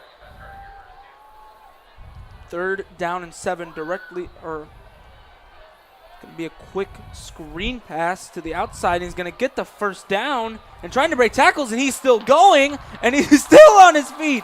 Still breaking tackles all the way down to the 15-yard line. An amazing play there by number 10, Bryson Bourne. Bourne looking like Jason Bourne out there, dodging defenders, breaking tackles, being able to hug that sideline and be able to get another 1st down. That's going to be now the 9th 1st down of the night for the Highlanders. Looking out there like he was born to be wild. As now Copeland once again in the shotgun. Split formation, 2 receivers to his left and right. Take the snap, another quick throw to the outside, and he's going to be tackled. An amazing tackle there by number 13 for the Panthers, Chris Gordillo. So Gordillo, great pickup, seeing the screen develop, and able to get to D. Pasquale and he right at the line. He lifted him off the ground there. That was almost like a double leg takedown. If I'm the wrestling coach for Caney Creek, I'm talking to the football coach. I'm trying to see if we can recruit him. Picture perfect double leg. As now Copeland, same formation, pistol formation. 2 receivers to his left, 1 to his right. Another handoff. Another good bruising run for a couple of yards to bring up 3rd down and medium. Running back there on the carry, Lincoln Halsey. Yeah, tonight Halsey and Haskins have been sharing duties, and they've been carrying this backfield very well tonight. You know, Haskins has the 2 rushing touchdowns. Halsey was able to strike first, get the first score on the board for the Highlanders on that 14-yarder. Be a quick pass, but that pass will be off the hands of his intended receiver. Looking once again for number 10, Bryson Bourne. It'll be incomplete. It'll be 4th down, and it looks like we will see the first action for the field goal unit for the Woodlands, as it will be number 80, Luke Cruddington, on to kick his first field goal of the night. But you have to give it up to Ellis Davis, defensive back, who is right there on Bourne, blanketing him, being able to get a hand on it to cause the incomplete pass. Your holder will be Anthony Ince. Snap procedure is good, and so is the kick. No, it is not. The kick he missed wide right. Must have been the angle that we saw as he misses his first field goal attempt of the night. Not what you really had in store for this special teams. As from what I saw, it might have just been my vantage point. He looked like he kicked it over the upright. Yeah, he's 7 for 9 now, 7 for 10 on the year, 4 field goals. He's perfect on PATs of the year, but yeah, Crutchington has missed now 3 field goals on the season, so that puts him at 70% completion, or 70% on the year. And now we're going to get to see this offense. Marshall will take the snap. It will be a handoff to Thompson, but he will be met by a whole host of Highlanders in the backfield. We haven't seen any turnovers this game yet. No, we have not. Uh-oh. Did I jinx it? No, the ball came out, but it looks like they're going to rule that he was down. So the ball came out after he was down. He still got a yard on the carry, bring up 2nd down and 9. Both teams are running out of the pistol formation quite a bit during this game. Marshall lineup will take the snap. He's going to look to throw. He's got some good time. He's going to look deep down the field, and it's going to be almost intercepted there. Good coverage there by number 5 for the Highlanders, Jabarick Sullivan. Yeah, I will say that with the offense that the Panthers have been running, you've been running the ball quite a bit, but they're not scared to try to throw downfield. And Marshall, a little overthrown, got to find the timing, just a little too much on it. But I don't have an issue at all trying to go for that go ball. No, because it also shows that you have a little bit of that confidence in your offense, that you're able to take those deep shots. As now Marshall will line up in the shotgun. Will have a tight end to his left. He'll send his man in motion. Be a snap and a handoff. He's going to try to go to the outside, but he'll be brought down for a loss of about 5 on the carry. That was the freshman Derek Thomas. As now that will bring on the punt team and Logan Massey, the punter. Yeah, there was nowhere that he was going to be going on that one. Thompson had a hand on him already in the backfield.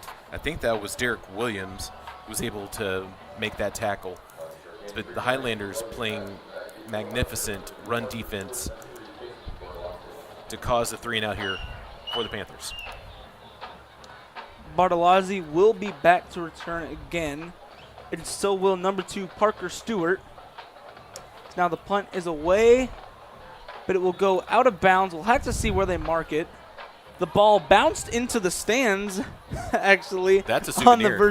On the visitor side. Unfortunately, can't keep the balls that go into the stands, just like the No Fun League has that rule too. As there'll be great starting field position for the Highlanders at the Panther 26-yard line.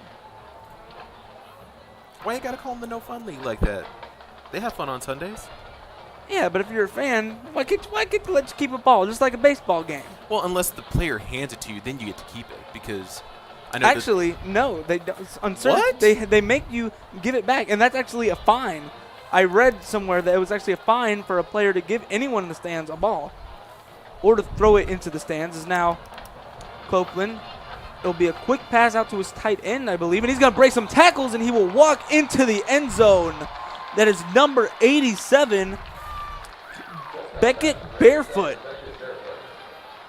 the junior wide receiver who walked right into the end zone. Not barefoot, he has his shoes on, he has his cleats on, but nonetheless, a great play.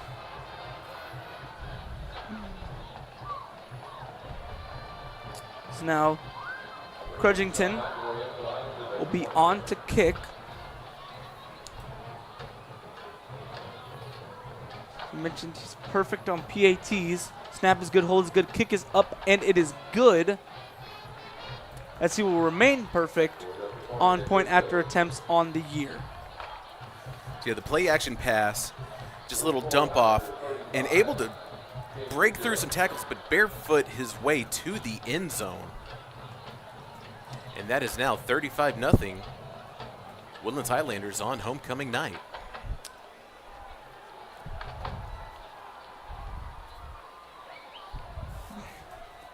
Barefoot there. Was wearing cleats, we must add. Untrue to his last name. Although him being barefoot playing football, I actually don't think that's allowed. But I feel like for him, that's his last name. They should make an exception, don't you think? Possibly. Let him be like Matt Collins for the Bills, how he walks everywhere barefoot and says he feels more in touch with nature. Well, back in the day, shoeless Joe Jackson, didn't play with shoes on when he played baseball for the Chicago Black Sox. A lot of kickers used to kick barefoot too, so. I do remember that. As now, speaking of kickers, Princeton's kick, it is a big booming kick, and it will be another touchback. None of his kicks so far have been returned tonight. Looked like we were going to have one, but ended up being a muff, so unfortunately it was another touchback. So now, Caney Creek will get the ball at their own 25-yard line. Caney Creek, they haven't been able to really move the ball so far throughout this entire game, have they not? Not really. The only times that they were able to get some momentum going was on their fourth drive of the night. They were able to get close to midfield, almost into the Woodlands territory. But then, story of the night, penalties. Penalties push them back yet again. And that's the unfortunate series of events that have occurred here tonight for these Caney Creek Panthers. Penalties, penalties, penalties. So now Marshall will line up with a shotgun. Take the snap. He'll look to throw. Pass over the middle. It's going to be ruled incomplete. Intended target. That'll be number 5 for the Panthers, Bakari Worthy. Little weird wind-up on that pass, waiting for it to develop for Marshall, thrown over to Worthy. It's kind of, you're rearing back a little bit, and then you kind of stopped with your throwing motion, and it wasn't completely fluid. You caught that, right? Yeah, I kind of got that. Yeah, you're actually right. As now, this time it will be a handoff for little to no gain. The running back there on the carry, number 22, Andrew Hammond, the linebacker / running back. It looks like they're actually going to give him 2 yards to bring up 3rd down and long, 3rd down and 8 specifically. It seems 3rd and long has been the story of the entire season, it seems, for this Caney Creek Panther offense. And I think this, what they've been doing now, you have your 3rd down back, Peyton Pollard. They might try to do another sweep with him. Got to try to run it in between the tackles and let him get that second effort. Maybe he can get a first down here. He'll send his man in motion. It'll be a jet sweep play action. The ball came out, and it's going to be recovered by Caney Creek, or is it? We'll have to see who gets the football. Looks like that was a Woodlands. Yup. And it will be a Woodlands recovery at the Panther 12-yard line, which is big for this Woodlands offense. That was Sean McCovey, number 20, on the fumble recovery. Everyone's doing what they need to do, falling on the ball. That's an oblong-shaped football. It's slippery. And senior defensive back, Sean McCovey, able to get in there and get that recovery. So that was the first turnover of the night. And I believe that was Derek Williams, who actually, number 99, who forced the fumble. As now Copeland line up in the pistol formation again. Has running back to his left. It'll be a handoff up the middle. And he won't get very much. They'll still try to rugby scrum, push him a few yards. We'll have to see exactly where they mark it. It looks like they're going to give him 5 yards to bring up 4 yards, 2nd down and 6 for this Highlander offense. So bringing Haskins back in. He's going to continue to be their bell cow back right now. He's already found the end zone twice tonight, one on a 12-yard rush and then another one on that 4-yard rush before. That was 2 of the 3 scores of the first half on offense for the Highlanders. Running back in the game is Jason Haskins now.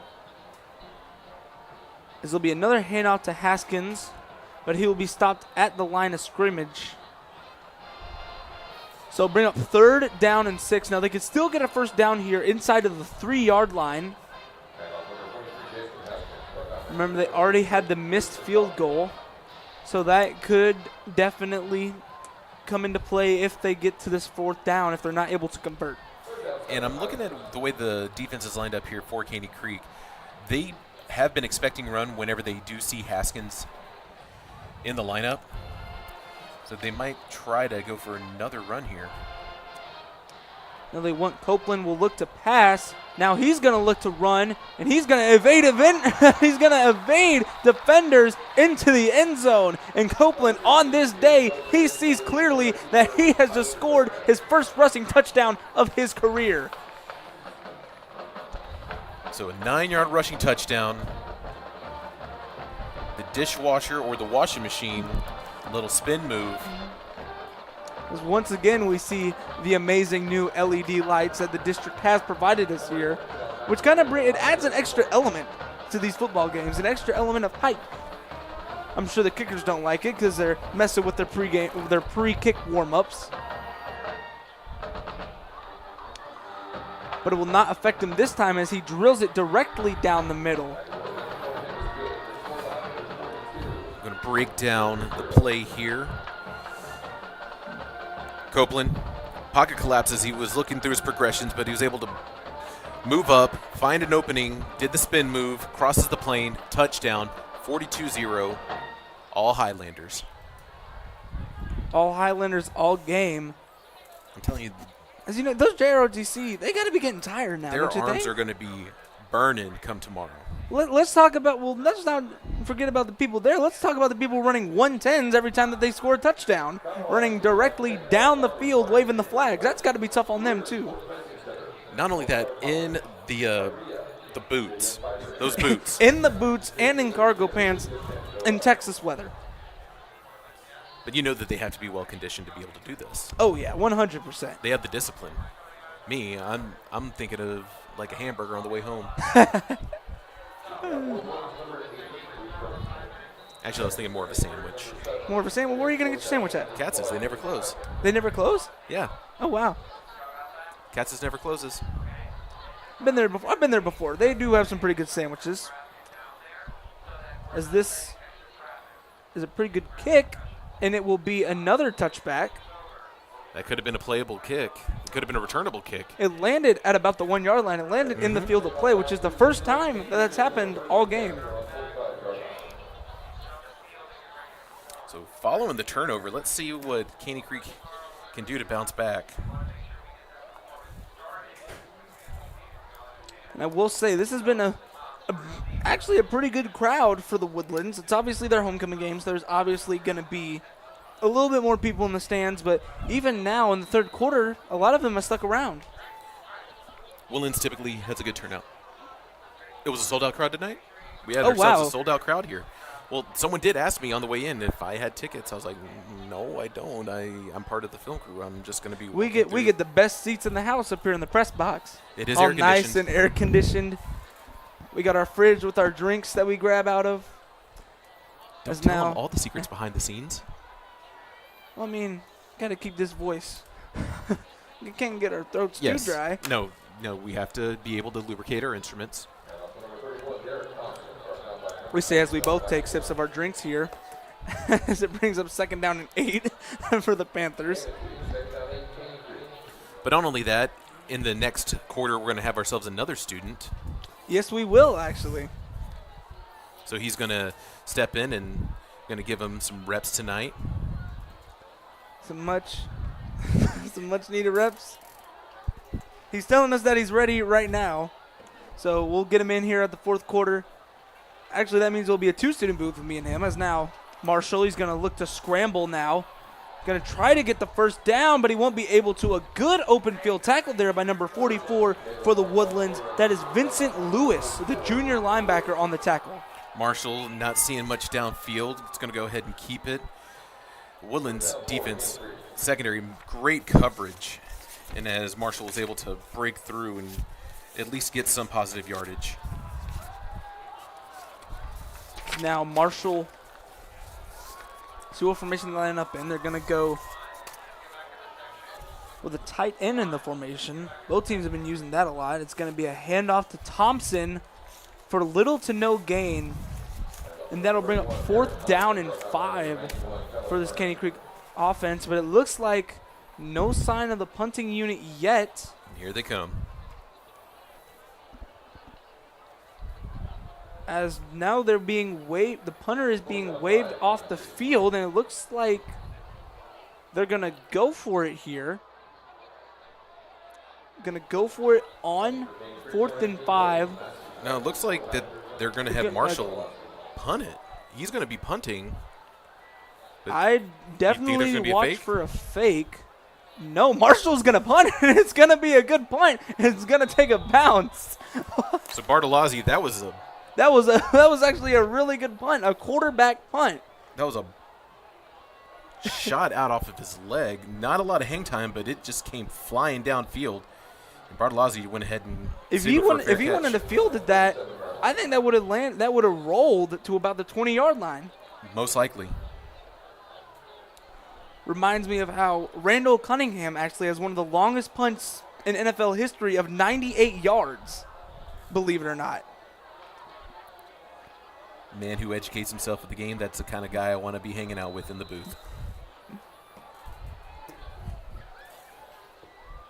It's taking a little bit of a while for the Highlander offense to make their way to the field. So keep Copeland in the game. No sign of the other backup quarterback, Villanueva, yet, who is also a sophomore. So Copeland will take the snap. He's going to look to throw. It's going to be a quick pass to the outside, and it's going to be a first down and more into Panther territory. Goes number 86, Dylan Harris, a junior wide receiver. Jackson, they've been implementing a lot of new wide receivers so far in this third quarter. You can consider that the Woodlands does a great job in getting plenty of opportunities for their receivers. It looks like we have ourselves an official timeout for a split second. Didn't hear anything from the referee with the microphone, but there is an official timeout near the sideline for Caney Creek. So it'll just be a minute before we resume play. But yeah, the thing about a lot of the Highlanders, these wide receivers, you do have your regular go-to guys. You know, you look at Jamison Gavin, Colton Weddle, you'll see Lancaster, but it's always that next man up, like Bryson Bourne. He was able to get in on some action tonight. Now you have Dylan Harris. You had Beckett Barefoot. The amount of depth in the wide receiver room and the ability that they are able to come down with the receptions and get positive yardage, that's something you would like to see in a program, because you're wanting to get as many people involved as you can, and it helps the program because you don't have to rely strictly on one or two main people. If you have great depth, it's more of who is hungry that wants to try to stand out in practice to be on that first team. Yeah, and we've seen that comes in handy with situations that they have right now in the running back room. With Cody Jordan, we saw him earlier. He was out here on the field, but he was in a knee brace and on a crutch. So he'll be out for at least a couple of games, it would seem, which is why they've been giving Halsey and Haskins a lot of carries. 1-2 punch. It's working for him. Definitely has been. Both of those running backs also have a very similar play style, so it's not like you have to change your entire playbook for one of them, because one of them's an elusive back and one of them's a power back. No, they are both smash mouth power backs. Play's about to resume here. A minute and 38 left in the third quarter. Highlanders currently leading 42-0.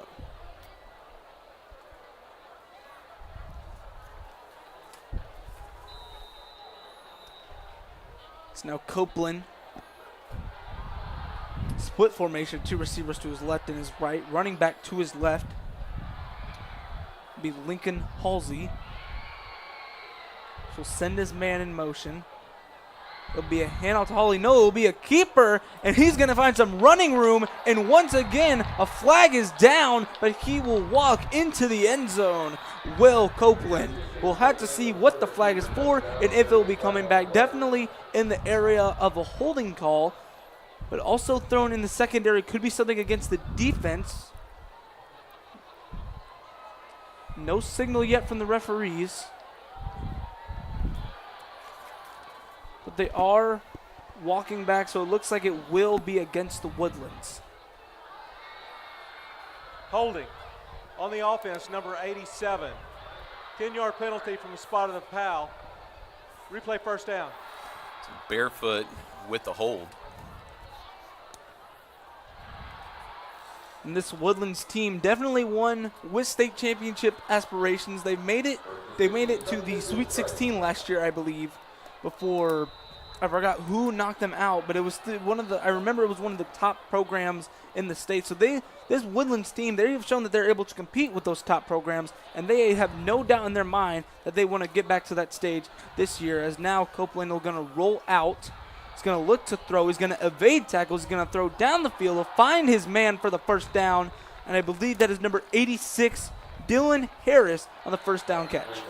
And in this drive, Harris has been able to come in and make big receptions, and this extends this drive right now.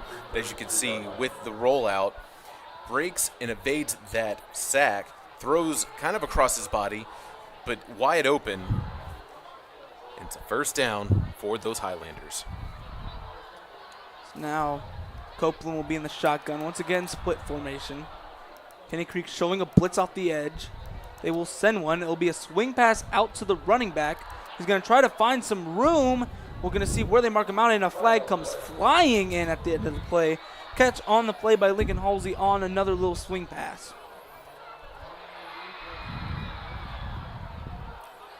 Waiting to see what the penalty's going to be.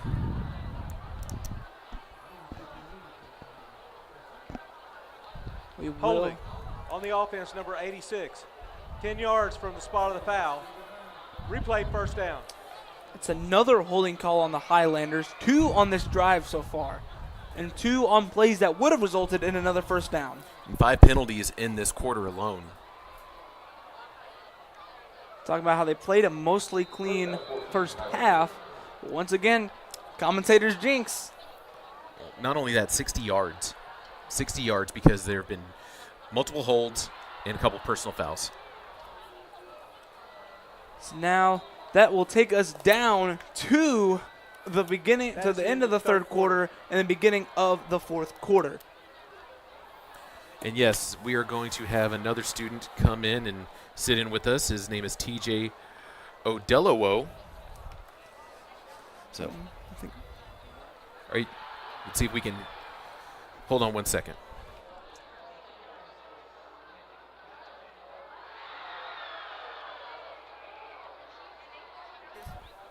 So I'm going to step aside. I'm going to let TJ take over for me, and you're going to get to hear the wonderful sounds of, well, Wes and TJ, both students for the Conroe Independent School District. If they need anything from me, I'm here for them, and I'll step in if they need any other assistance. But have at it, gentlemen. Well, yeah, thank you very much, Jackson, for your calling of the game so far tonight, as we will have JT join us. TJ, my apologies.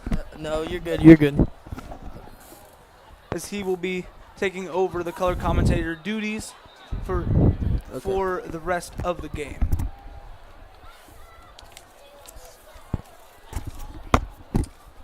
As to start this fourth quarter, it'll be first down and 14 for this Highlander offense.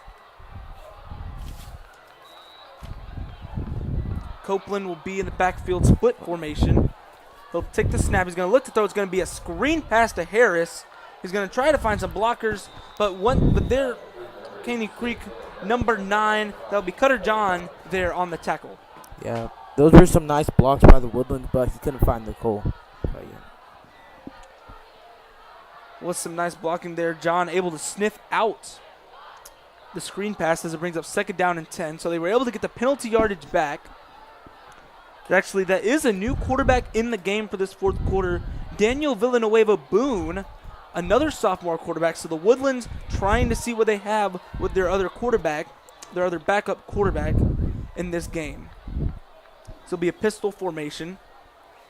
2 receivers to his right, 1 to his left. He's going to take the snap. It'll be a handoff to new running back in the game, number 32, Carson Turner, senior running back, will pick up about a yard. Yeah, he got slammed there. He was not going anywhere. So now they'll bring up third down and 9.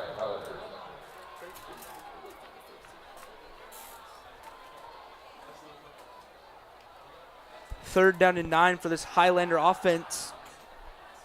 We'll have to see what they can draw up. It's third down and 9 from the Panther 32-yard line. They spent most of their second half in Panther territory. This will be a snap. Will be a quick throw. No, it will not for Villanueva, and he will be tackled exactly at the line of scrimmage for no gain, which will bring up 4th down, and we'll have to see what the Highlanders choose to do here, as it looks like they're going to keep their offense out on the field.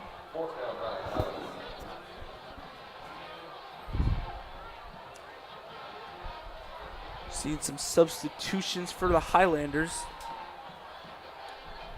4th and 9. They missed the field goal earlier, so that could definitely play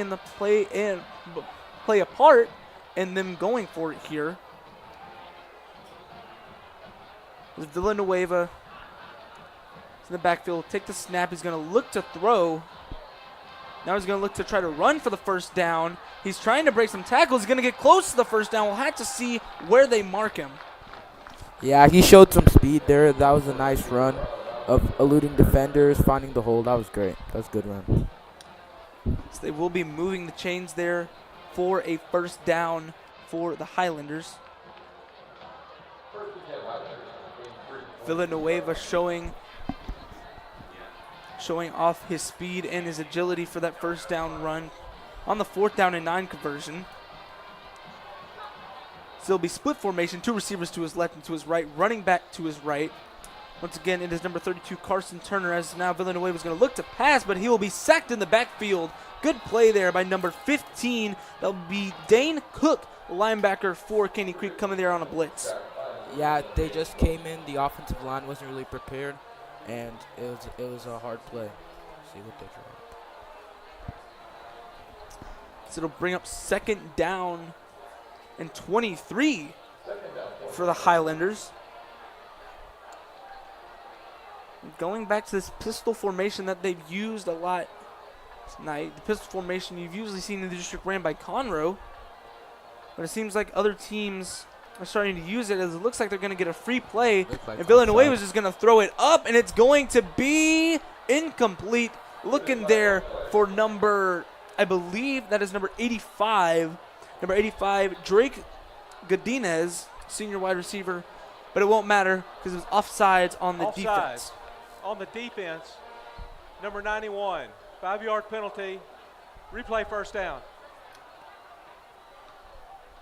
So what have you seen so far from this Highlander offense on this drive that you have liked? They've been able to control the ball a lot. Yeah, they've been able to control the ball. They've been running it very well. And even on like plays where things are broken down, the quarterback, Daniel Villanueva Boone, he's been able to find holes and run and improvise. Villanueva has been showing his improvisation skills so far on this drive. It's now 2nd down and 15 after the penalty. He'll take the snap. He's going to roll out. He's going to throw.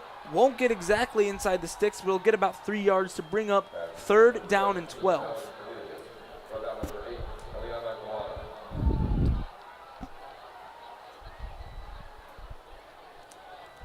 Now, once again, the Highlanders making substitutions. This drive, they've been getting a lot of new, fresh faces in. Some people that we haven't seen. They're putting in their backup quarterback, probably just trying to see what they got in them. Yeah, trying to make sure that their reps are ready for the future. It's Villanueva. 2 receivers to his right and 2 to his left. Caney Creek showing blitz. It's going to be a quick pass to the outside. The receiver's going to try to make some men miss. He'll have to see where they mark him. 7 Miller, he caught. He didn't really get anywhere, but he had a good reception. That was a good catch. It was 7 Miller. 7 is wearing number 47. Oh. And I believe he got 7 yards on the catch. 7-7-7, a lucky play there for the Highlanders, as now it'll be their kicker, Crudgington, on to kick this field goal. He missed the field goal earlier in the game. This one looks like it'll be about a 35-yarder. Correct me if I'm wrong. Field goal yardage is always a little wonky. As the kick, this time it will be good, directly down the middle. For 3 points to make the score 45-0 in favor of the Woodlands Highlanders.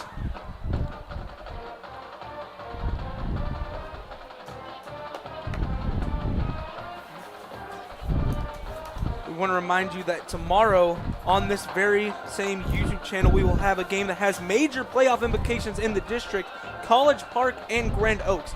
Both teams vying for that 4th and 3rd spot along with teams such as Conroe, or along with Conroe and Oak Ridge. That's going to be definitely a huge game of playoff implications, especially since in this district, it usually comes down to tiebreakers. Yep, I think this drive from Caney Creek probably gonna see some trickery, some like doing anything to get in the end zone to hopefully make them to have them score one. They're gonna try. I think they're gonna try some things.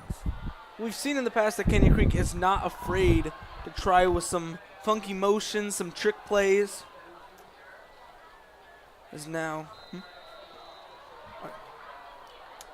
it will be Crutchington again to kick. None of his kicks have been returned so far tonight. We'll have to see if it stays this way this time. It is another big booming kick, but for the first time it will be returned. And that'll be Baselli on the return. It'll be tackled at about the 17-yard line. So now here comes the Caney Creek offense, led by Caleb Marshall, as they have been all season. But if they're going to look for some trickery, wouldn't be surprised to see Peyton Beckett, who is listed as a wide receiver and a quarterback. We've seen it before where they run some wildcat formations with him. He's been playing primarily receiver so far this season, but as I just mentioned, they've run some wildcat with him. So we'll have to see if they do try to go for a little bit of trickery on this drive, like you were saying. Yeah, they're probably going to try to go for some trickery. And for Caney Creek this game, it's just been the Woodlands have been dominating the time of possession. They've not really had time to settle in, and I don't know if they want to go with like a play that's a drive. Maybe they can try to get a drive that will settle in and take one. Marshall, and here we go with the trickery, an in around reverse, flag down on the play. We've seen the carry was by number 6, Aaron Williams, who's listed as a running back, but we've seen him mainly line up as a receiver. So we'll have to see what this penalty is. In the back on the offense, number 80. 10-yard penalty from the spot of the foul. Replay first down. The penalty bring up first down and 20 for the Panthers.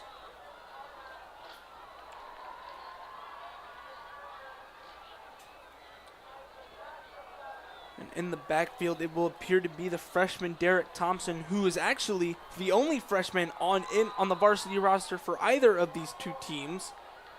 And actually, the Woodlands only has 2 sophomores, which is ironically their 2 quarterbacks that they have played tonight, as that is a run. They're going to give them 2 yards. It'll bring up second down and 18.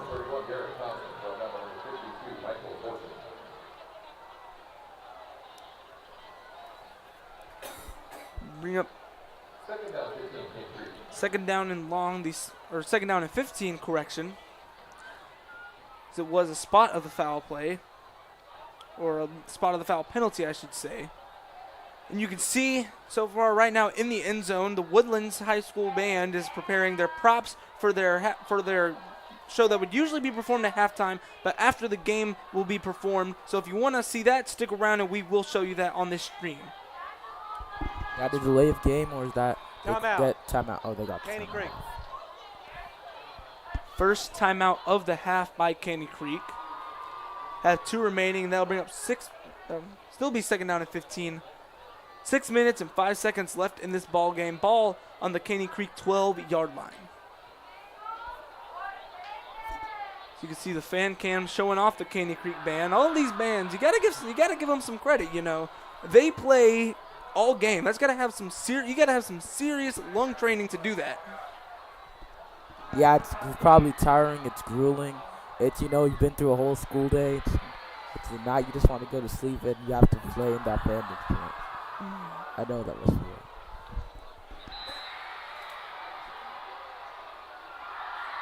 It looks like the bands are having a cheer off on our fan cam. A second down and 15 for the Panthers as we get back to some football. He'll send his man in motion. He'll take the snap. He'll look to pass. He's going to try to run. Is he going to get to the line of scrimmage? Yes, he'll get about 2 yards on the carry. And once again, third down and long for this Panther offense, I should say, which has been these third downs, these third and more than 10s, have been unfortunately a regular occurrence.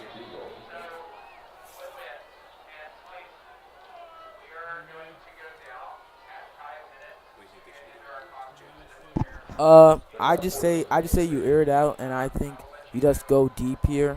You really don't have much to lose, so I say you just try to get a shot, maybe try to get a PI, see what you can do. Woodlands is playing very close. It looks like it's going to be a design quarterback run, and a great play there by number 29 for the Highlanders. Max Mitchell there on the tackle for loss of about 5 yards, which will once again bring up the punting unit for Caney Creek. And this time, Logan Massey will be punting from his own end zone.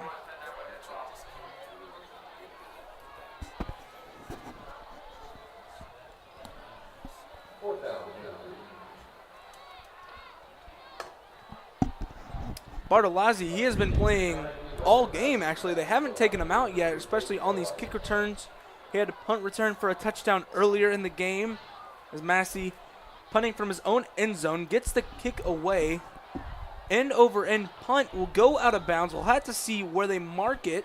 Looks like around the 34. Yeah, the 33-yard line is exactly where they're marked it, which will bring up a first down for this Highlander offense. Once again in Panther territory, which it seems like it has been a reoccurring theme tonight with these punts that have not gone Caney Creek's way, giving the Highlanders good field position. Yeah, every time it just seems like Caney Creek, if they can't get a run going, and they can't get a punt going, then they can't get a pass going. It's just a spiral of effects that have just led to score. So now Villanueva still in the game at quarterback. Caney Creek will send a blitz. It'll be a handoff to his running back, and he's going to try to find some room. He's at the 10, the 5. Touchdown. That is number 32, Carson Turner. That is three different running backs so far have had 3 different touchdowns. Yeah, you love to see it, a senior getting in. Homecoming, that's great. Correction, that was not Turner. That was actually number. Hold on. That was number 33. There is no number 33 on our roster, which is very weird. It goes 32 and 34. But whoever he is, great job on the touchdown, young man. Yeah. There's now a new kicker in also, it would appear.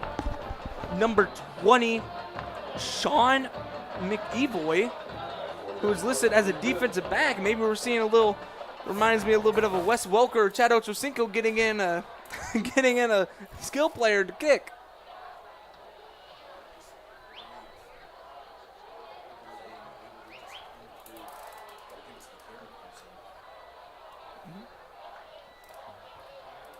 So now it'll be the regular punter, Luke Credgington.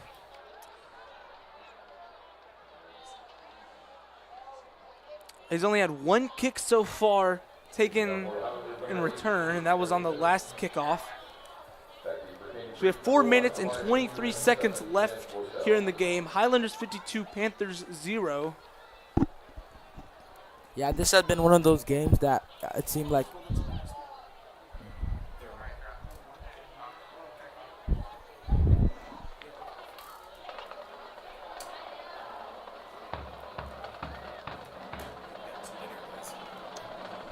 now Credgington teeing up the kick to return, as it has been all night, will be Baselli, and actually no, it's Baselli and Hughes, and Hughes actually leads the district in kick returns, as the kick is up and it will not be returned. A touchback. So now Caney Creek will get the ball at their own 25.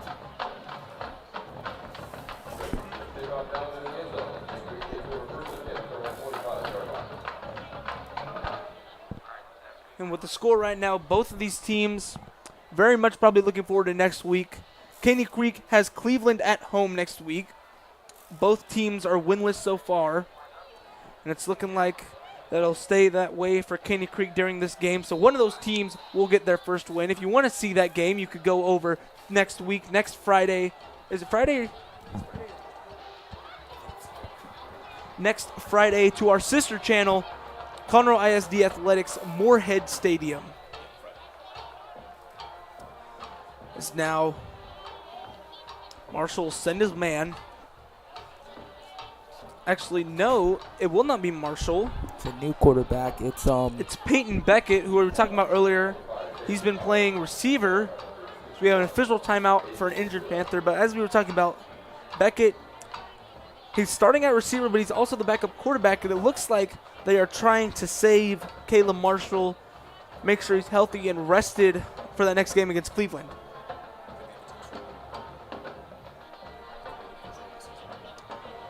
That game could be their first win of the season. Both teams so far are winless, so one of those teams will walk out with a win in the win column finally. Cleveland and Caney Creek, seems like it's developed almost one of the big rivalries here in the district. This is a district full of rivalries if you think about it. You got the Battle of the Oaks, Grand Oaks and Oak Ridge. You've got the triangle of hate that you got between the Willis, Woodlands, and Conroe. As there's a handoff to Thompson.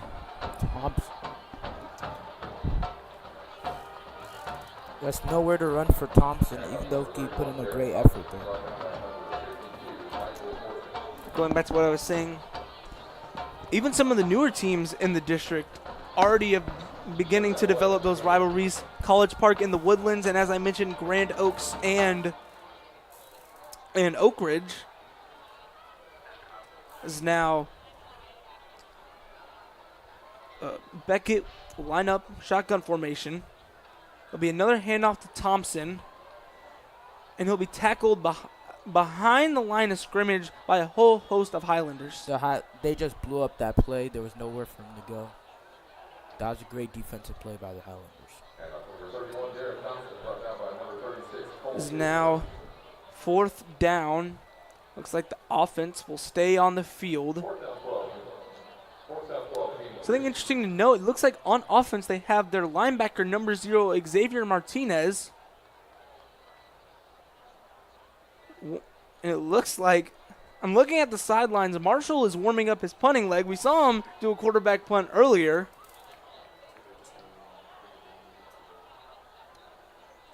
They're going to let the clock run out. And it will be Marshall who's going to be on to punt instead of their usual punter, Logan Massey. Ooh, it could be a fake play. It could be a fake play. You need to watch out for that. Always got to watch out for the fake punt with situations like this. As Marshall is lined up at about his own 10-yard line. He had a good punt earlier.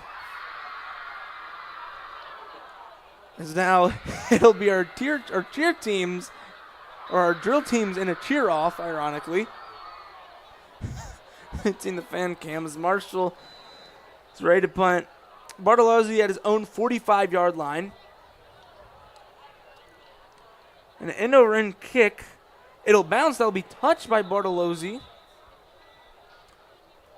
But because he signaled for the fair catch, the ball will go to where he touched it at, which means that the Woodlands will get their ball at their own, I believe, 38-yard line.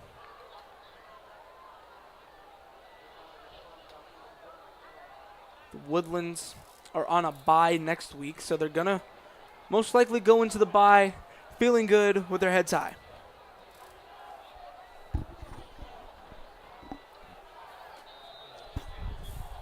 So now we have a timeout on the field. Or a whistle. Or no, we're ready for play, or are we?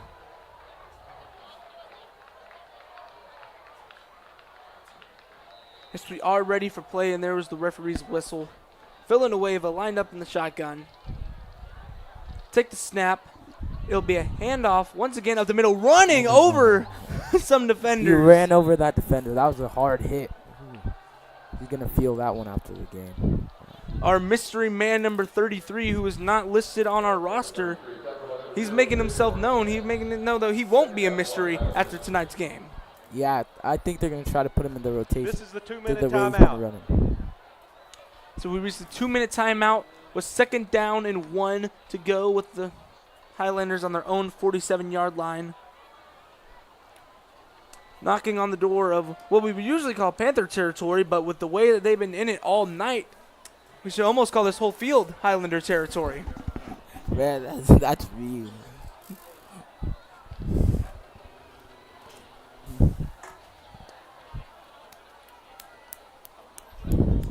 So now, we once again want to remind you that tomorrow will be Grand Oaks and College Park here on this channel.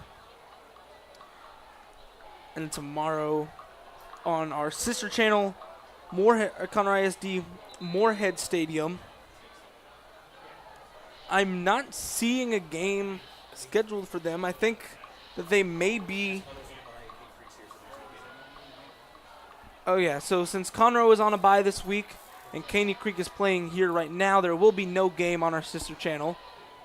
There's a handoff and it'll be met in the backfield. A good tackle there by number 23 for the Panthers, Willie Castro, senior linebacker, to bring up 3rd down and 3.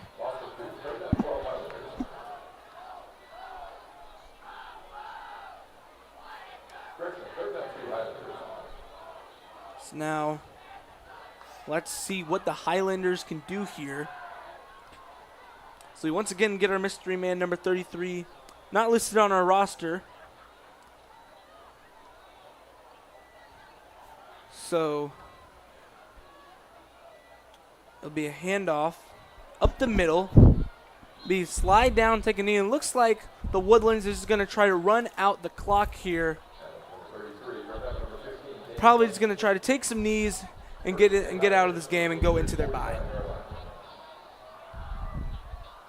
That's just been overall a dominant game from the Woodlands from start to finish. You know, they executed their game plan. They kept the time of possession low. And there's really, like, Caney Creek really couldn't get into a rhythm on offense. So now it'll be another handoff, but Villanueva will actually take it from him, as it was number 33 in the backfield for Caney Creek, Ryan LeBlanc, who almost tackled both the quarterback and the running back. As it would appear, that will be the final play of the game. Your final score here from Wood Forest Bank Stadium: the Woodlands Highlanders 52, the Caney Creek Panthers 0. We want to thank you all for sticking with us through this game and watching to the very end. If you are still indeed watching from the coziness of your home, your bed, your couch, wherever you may be, we want you to thank you for putting up with listening to the three of us, our little motley crew of commentators here that you probably, we hopefully, so dearly love. Yes, thank you very much for everyone for tuning in tonight. Don't forget that after this broadcast, it will be, in fact, the halftime show from the High Steppers and the Woodlands Band. So just stay tuned for a few minutes. Are we going to have the highlights go right now, or are we going to go straight into it? So we're going to conclude with our highlights. You get to see it. Then it'll be the band and the drill team taking the field. But, you know, Wes, pleasure working with you again. TJ, good night tonight. Yeah, but it is unfortunately that time of the broadcast where we must bid you adieu. So goodbye. Mwah. Good night. Bang. Love all you guys. Have a good night. Take care.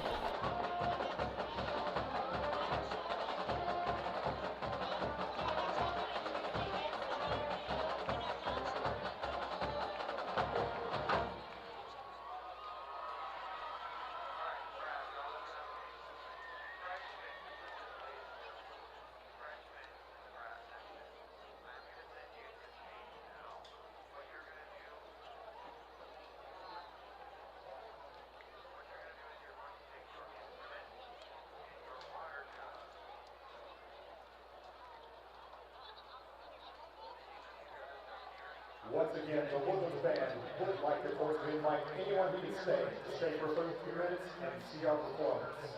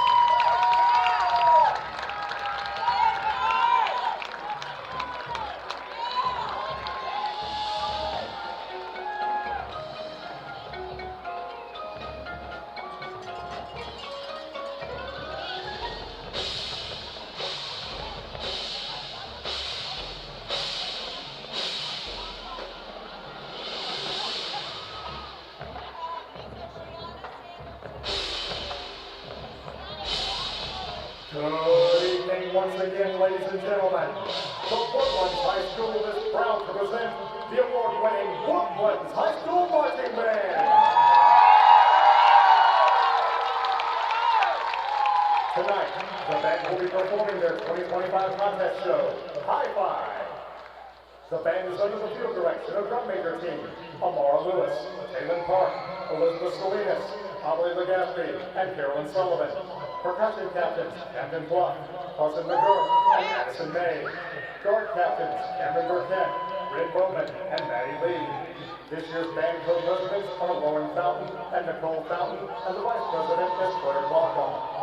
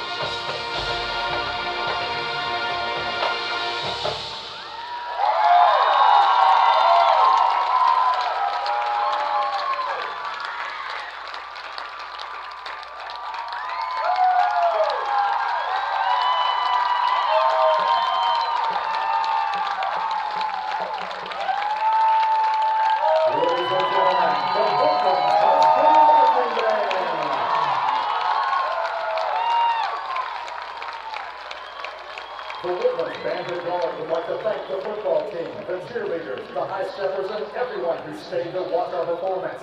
Thank you very much and have a safe trip home.